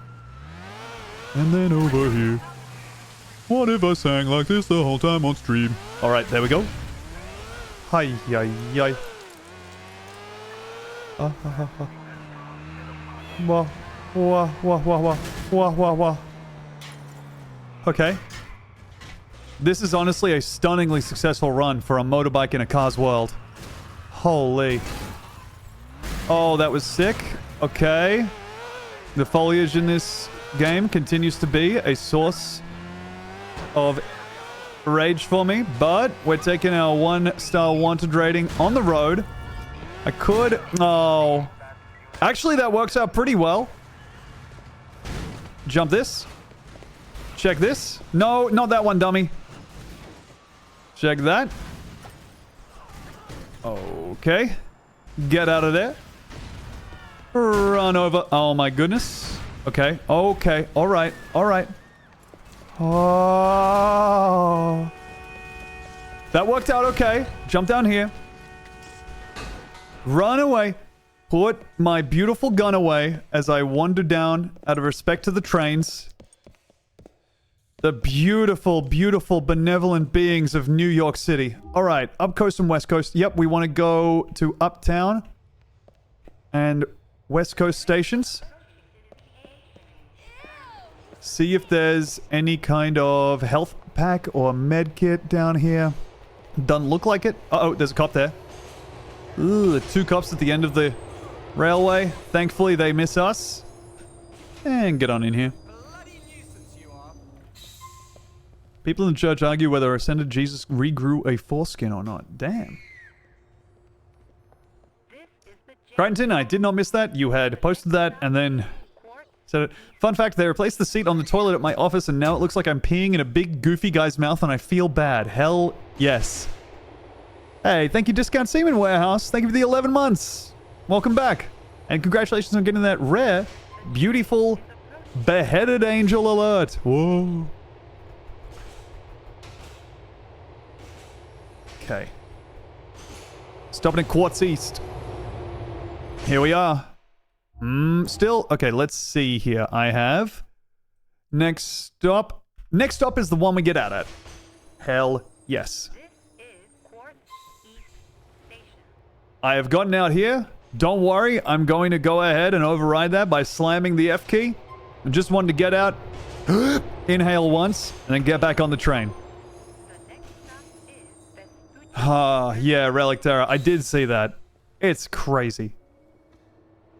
Oh, hell yeah, Rivenous Chupacabra. Man, the Bloomborough pre-release, shout out to, not sponsored, not anything, they don't know who I am, but Plenty of Games in Melbourne is such a sick store. It's so good. Plenty of Games in the Melbourne CBD is huge. They were doing such an incredible job for the Bloomborough pre-release I went to. Did you enjoy Melbourne? I did. I mean, I like Melbourne. I don't think I could live there because I don't want to live somewhere where I have to, like, own gloves. That's just me being a stupid baby. Oh, hell yeah, Octorus Fats. Oh, that sounds so nice. Well, also it sounds like I would be thrilled when it's over and you get to not do mathematics for a little bit. Oh my god, I just ran across a one-way road looking the wrong way. That should have killed me in real life and in the game. Hello! On fire car. Okay, alright. And now we're in trouble. Okay, good. No, shit. Ah, fuck. Oh, God. I found the place. Okay, the mope's holed up in his apartment. It's on the 4th floor on the east side of the street. Go Okay. up onto the roof of the building opposite to get a shot at him. Okay, we're on low health. Any collision is going to be death for sure. Use your damn imagination to get him to the window. Jesus! Call me when it's done. Okay, cool. We get over here. We're going to jump into this place, get up to the roof, go to the rooftop, and then kill this guy. Hell yes. Melbourne is the only cool city. Melbourne is cool. I will say that. I will say it's also colder than Sydney, but it is crazy to be somewhere that has an actual nightlife. Like, you don't really know what to do as a Sydney-sider when you're there. It's like, damn, you guys actually have stuff. All right, rooftop. Sniper rifle. I think we're going to end this stream with one mission done. Now, to simply lure this guy out, let's have a look. I think my heart stopped. The left side of my face has gone numb. Okay. There he is, who's watching TV just like me. I can... Why the... Oh my god. Did phones used to be like this? Just always ambiently displaying your own phone number? Okay, I think if I shoot the dish, that should disrupt that and he'll come and check this out. Bang.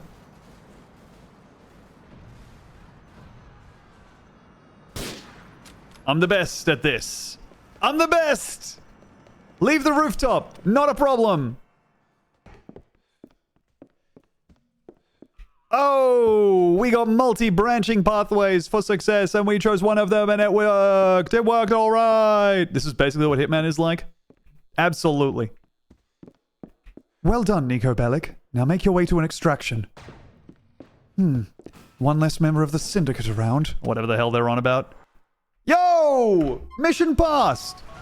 7 attempts. I dealt with him. You did the right thing. Hooey. Out there, get this message and realize that there are better paths to take. I'm not interested in your sermon, Mr. McCreary. There we Let's not go. pretend that this was anything other than business. There's nothing wrong with admitting that you've done some good. The community thanks you. 1% better. If 100 people manage that, it'll be 100%. Yeah, if 100 people killed a guy watching TV. Boy, I can only imagine the utopia we'd live in. Alright. Hey. Yummy gun. Alright, I think that's going to be where I leave this one. One mission down. Oh. But not too bad, because I did spend a lot of the stream learning about... learning about numbers of all different kinds. I think I am going to go ahead and end the stream here. I've had a wonderful time. I hope you have too. Goodbye, everybody. Anything cool in the packs? I missed it. Yeah, let me run this back for you. We had 2 Bezers, 2 Fountain Ports, Maha, it's Feathers Knight, the full art and foil Narset from Imagine Courageous Critters, of course. Please, please, there she is. Something to make people really fucking hate you? I don't think I will ever be playing that, but I am tempted to keep it in my collection and not sell it just so that it sticks around here and can't be used to ruin commander tables out there in the world. Thank you, everybody, for hanging out. I will see you later. Bye-bye. I'll probably be on Thursday and Saturday. Apart from that, stay tuned to the YouTube. There are going to be edits going up weekly. Shade, I have to message you about making a thumbnail. But I will, see... Hey, you know what? I'm going to try something crazy here. Y'all later. Bye-bye. Goodbye, everybody. How's that? Is that like believable as like a Morgana from Persona 5 kind of type voice? See ya, poop boy. This song is called Big Box Truck. Cool. No. Alright. What about this? No! Watch out! I don't... Okay. I don't date. Well, whatever. I'm gonna head off. Have a good one, everybody. Toodaloo! My big box truck don't need love. It's extra load. I just need the open road. I go to bars, but It's no use. I like to dance, babe, but just not with you. And you want me. You're out of luck. I just drive my big box truck.